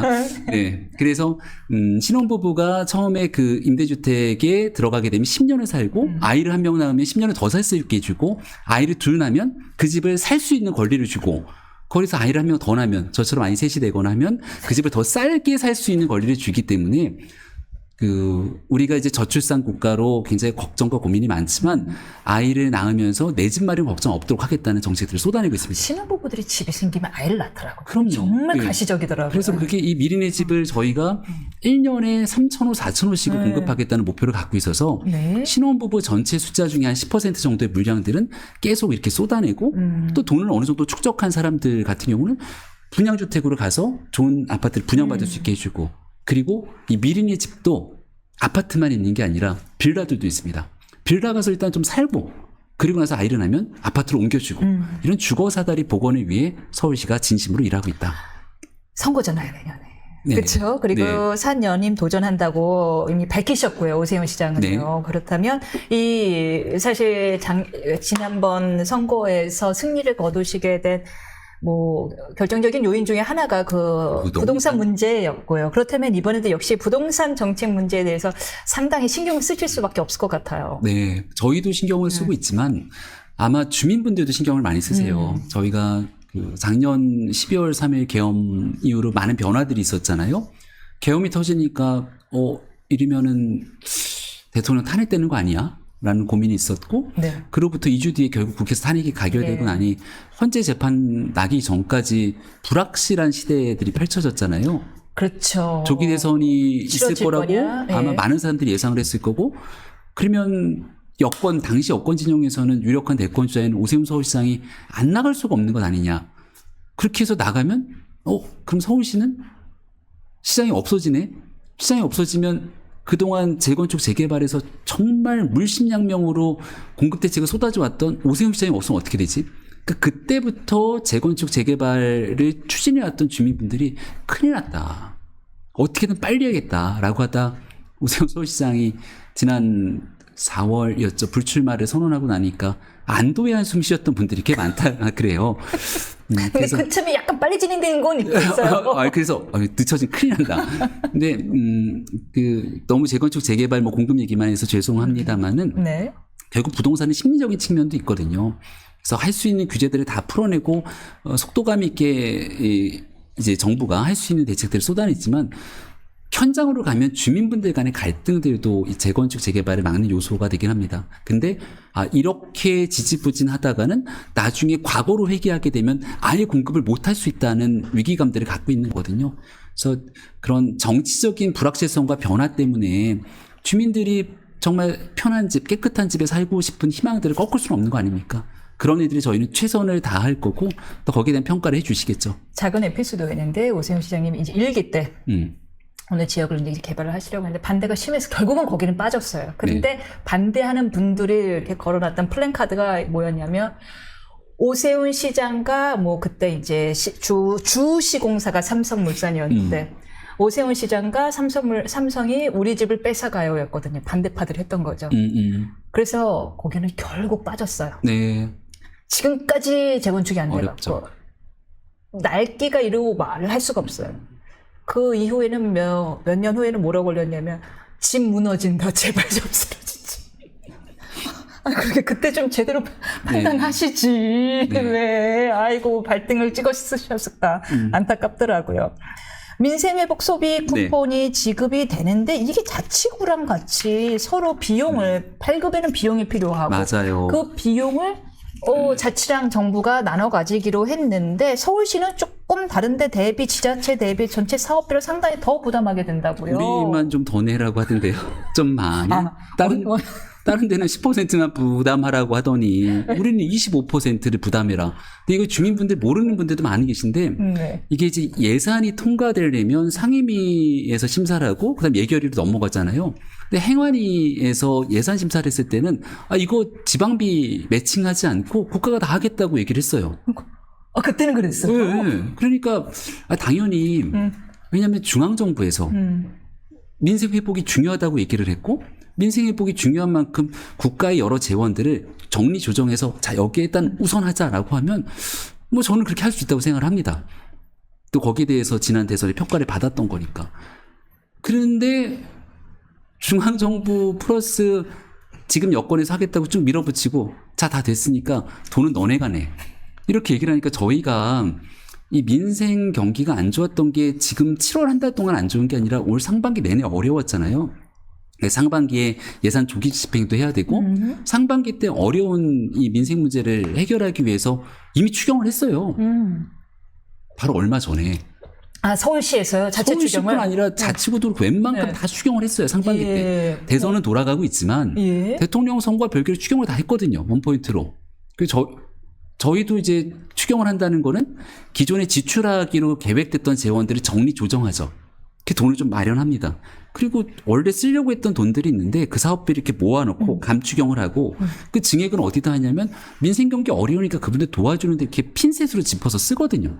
탈탈탈탈 긁어모아서 정리해서 했는데 갑자기 이제 정권이 바뀌고 나서 소비 쿠폰 줄 건데 너희도 돈 내. 얼마야 보니까 서울시에 들어가는 돈이 한 6천억 가까이 되더라고요. 자치구로 서울시 합쳐서. 그 돈을 어디서 어떻게? 그럼 어떻게 되냐? 서울시가 돈이 없으면 빚내야죠. 지방채 발행. 정부는 정부 빚 내고 서울시는 서울시 빚 내고. 그러네요. 그러니까 소비 쿠폰이 잘못됐다는 얘기를 드리는 게 아니라 어려운 분들 도와드릴 수 있는 건데 오케이. 그러려면 합리적이고 예측 가능한 프로세스를 가지고 움직여야 되는데 일단 지방자치단체는 그냥 쾅 하고 테트리스 이렇게 하다 보면 띠띠띠띠 하다가 뭐가 쿵 떨어지잖아요. 그러니까 쿵 떨어진 상태에서 어떡하지? 서울시는 지방채 발행이 되는데 자치구로 내려가면 우리 돈 나눠야 될 거 아닙니까? 서울에 20억이 자치구가 있습니다. 자치구청장들은 지방채 발행도 못하는 상태에서 누가 사요? 그러니까 구청장들은 발행도 못할 뿐더러. 이제 사람 인구수에 대비하는 거예요. 자치구도 인구가 가장 적은 중구, 종로 같은 데가 있고요. 인구가 가장 많은 데는 이제 민주당 구청장이신 노원구 이런 데 인구가 정말 많거든. 소비 쿠폰은 인구 수에 맞춰 나가니까 갑자기 100억 가까운 돈, 적은 데는 몇십억, 많게는 100억이 넘는 돈이거든요, 자치구에. 그러니까 이분들 양천 같은 경우는 기금을 목적에도 맞지 않는 기금을 헐어야 되냐, 뭐 등등 지금 발등에 불이 떨어진 상태인 거죠. 와. 예, 그래서 기사를 이렇게 검색해 보시면 자치구에 초비상이 걸렸다고 얘기를 하는데 그렇겠네요. 기존에 있는 사업을 줄일 수밖에 없는 겁니다. 오다가 저도 중구 기사를 보니까 남산 쪽에 있는 이제 그 고도가 높은 곳에 계시는 분들을 위해서 이동 편의시설 설치하려고 했던 사업들을 조정해야 되냐 지금. 그렇겠네요. 그러니까 결국 그 파이는 한정돼 있기 때문에 여기에 대한 순위를 조정하는 문제인데 이걸 좀 합리적이고 또 예측 가능하게 서로 간에 조정하면서 했으면 좋았을 텐데 그런 게 좀 많이 아쉽다. 민생 회복 쿠폰을 발행을 위한 재원 마련을 위해서 각 지자체에서 마련하고 있었던 정말 어려운 분들을 위해서 쓰려고 마련했던 재원을 유용하거나 돌릴 수밖에 없는, 결국 피해는 네. 또 그분들한테 갈 수밖에 없는 상황이 발생하고 있다는 거잖아요. 서울시는 아이고 뭐 10%, 25% 그럼에도 불구하고 또 정부 시책이 그렇다고 하니 돈을 마련하기 위해서 다들 열심히 노력하고 있다는 점 알아주시기 바랍니다. 알겠습니다. 열심히 노력하고 있는데, 좀 국민의힘 3년간 지도부로 계셨잖아요. 네. 그 국민의힘 지도부 전직 지도부 전문가였어요. 지금은 공무원입니다. 네. 전 지도부 전문가로서 현 지도부 어떻게 봐야 돼요? 어려운 때예요. 이거는 뭐 이렇게 그래요? 그 국민의힘 꼴도 보기 싫다, 뭐 희망이 없다 이렇게 얘기해 주시는 분들도 많이 계신데 일단 시기적으로 참 어려운 게 대통령 선거 패배하고 나서 이제 시기가 한 달, 두 달 지난 때니까 당연히 국민들께서는 정부가 새롭게 탄생되고 나면 이 정부가 민주당 정부든 국민의힘 정부든 잘 되기를 바라잖아요. 네. 좀 내 어려운 사람들을 해결했으면 좋겠고 그러면은 국민들께서는 잘 될 수 있도록 정부에 힘을 실어주는 시기거든요. 그럼 야당 입장에서는 뚜렷하게 보여줄 수 있는 성과가 없지 않습니까? 강한 대여 투쟁을 할 수 있는 시기도 아니고요. 그럼 내부를 잘 재정비해서 국민들께 우리도 잘할 거예요라고 혁신하고 변화하는 모습을 보여줘야 되는데 그쵸, 혁신 변화. 근데 네. 지금 그거를 제대로 잘 못 보여주고 있는 상태라고 국민들이 평가하시니까 지지율이 막 20% 밑으로 떨어지지 않습니까? 예. 근데 한번 이게 하향 국면으로 이렇게 접어들게 되면 희망이 없으니까 결국은 내부에서 더 갈등은 증폭되고 원래 이제 개혁 혁신하면 밖에 새로운 희망을 전해주는 자원들이 와서 막 변화를 추동해야 되는데 아이고 저 정당 가면 큰일 나겠다고 이렇게 임혜선 변호사님처럼 밖에 전문가분들은 손사래를 치게 되는 악순환이 반복되는 시기죠. 백마탄 왕자를 기다리면서 아마 국민의힘에서는 새로운 변화를 얘기하실 텐데 이럴 때 제일 중요한 거는 그 변화를 납득할 만한 변화를 기다리기가 사실 쉽지 않을 때잖아요. 그 기득권을 갖고 있다고 생각하는 사람들이 하나씩 조금만 양보를 해줘도 좀 나아진다고 봐요. 그 기본으로 돌아가면 국민의힘의 통상적인 지지율이 한 20% 후반 정도가 될걸요. 민주당이 30% 중반대에서 그 정도만 돼도 서로 경쟁이 되는데 지금 10% 밑으로 10%대로 떨어졌다는 건 국민의힘을 지지하고 있는 사람들조차도 일단은 뉴스를 꺼버리고 아예 안 본다는 거거든요. 그분들 마음부터 얻을 수 있는 길들을 하나하나 차근차근 나갈 때가 아닌가. 네. 알겠습니다. 마지막으로 네. 오늘부터 진행되는 이재명 정부의 첫 내각 인사청문회 얘기를 해보겠는데 지금 이 내각 인사 각종 논란들에 대해서는 어떤 입장을 갖고 계세요? 뭐 그냥 쉽게 여쭤볼게요. 민주당은 뭐 전원 통과될 거다라고 이야기를 하는데 가장 문제가 되는 후보자, 좀 위험하다고 보는 후보자 누구라고 보시나요? 저 뉴스를 요즘 잘 못 봐서 뉴스를 이렇게 밖에서 있다 보니까 정치에 몰입돼서 보던 깨알같이 하나하나 보던 뉴스랑 정치에 좀 떨어져 있는 상태에서 보는 맞아요. 뉴스가 좀 다르더라고요. 그런 민간인이 보는 뉴스 중에도 저 여가부 장관님 후보자분 그분 뉴스는 빠지지 않고 보이던데요.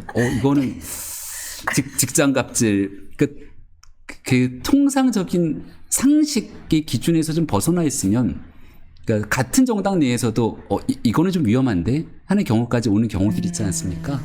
그래서 그분 청문회가 어떻게 진행될지가 꽤 궁금하더라고요. 아니 뭐 지도부에 계셨으니까 여러 지도부에 있는 다른 네. 의원들과 보좌관의 관계를 자주 보셨을 거 아니에요. 네. 이런 의원과 보좌관의 관계가 통상적인 건지. 그럴 수가 없죠. 진짜 저희도 예. 그 이른바 저녁 시간과 주말 뭐 예. 이런 업무 외적인 시간과 이런 것들은 철저하게 구분되거든요.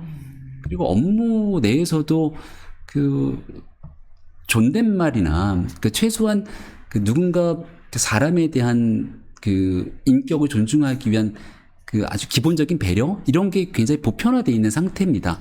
더군다나 이제 민주당이 과거 을지로위원회라 그래서 을을 위한 정당을 대변했던 곳이기 때문에 이런 부분들에 대해서 국민이 갖고 있는 기대감은 훨씬 더 높겠죠. 그래서 이제 이런 경우는 통상 내부에서 소장파라 불리는 사람들이 제일 먼저 선봉을 들면서 목소리를 내거든요.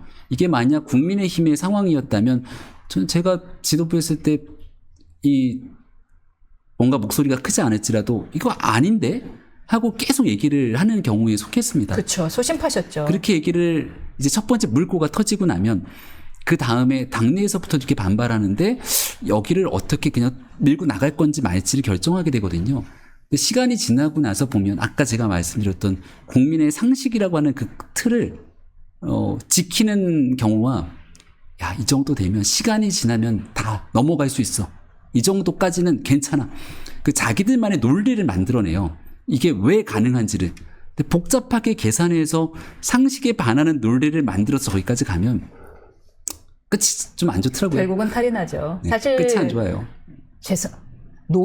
너무 옛날 얘기인데 소환해서 죄송합니다. 진짜 부산에서 벌써 조용히 사시는데 10년도 더 된 얘기잖아요. 네. 정말 그 노루패스 하나 가지고 얼마나 문제가 상징적인 시끄러웠습니까. 장면들 있죠. 예, 근데 그때는 그래도 업무 시간이었고 네. 보안 검색대 내부도 아니었단 말이에요. 그게 되게 기억에 남는 단어들인데 저 변기라는 단어 있잖아요. 이런 거. 네, 변기.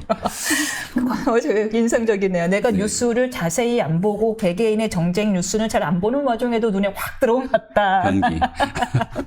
마지막으로 서울시 정무부 시장으로서 어떻게 좀 더 하시고 싶은 준비하신 말씀 있으면 부탁드리겠습니다. 예. 오늘부터 더위가 약간 조금 주춤하긴 한데 여기 있다 보니까 꼭 그 우산 장사, 집신 장사의 우화에 나오는 그런 마음이에요. 그럴 것 같아요. 네. 행정가는. 그 폭염 때는 폭염 때문에 정말 걱정 고민이 많이 됐는데 폭염 같은 경우에 온열 질환자가 제일 많이 발생되는 게 이렇게 좀 우리가 흔히 말하는 폭염 취약계층 어르신들일 거라고 생각했지만 생각보다 젊은 사람들이 온열 질환자가 많이 발생했어요. 러너들.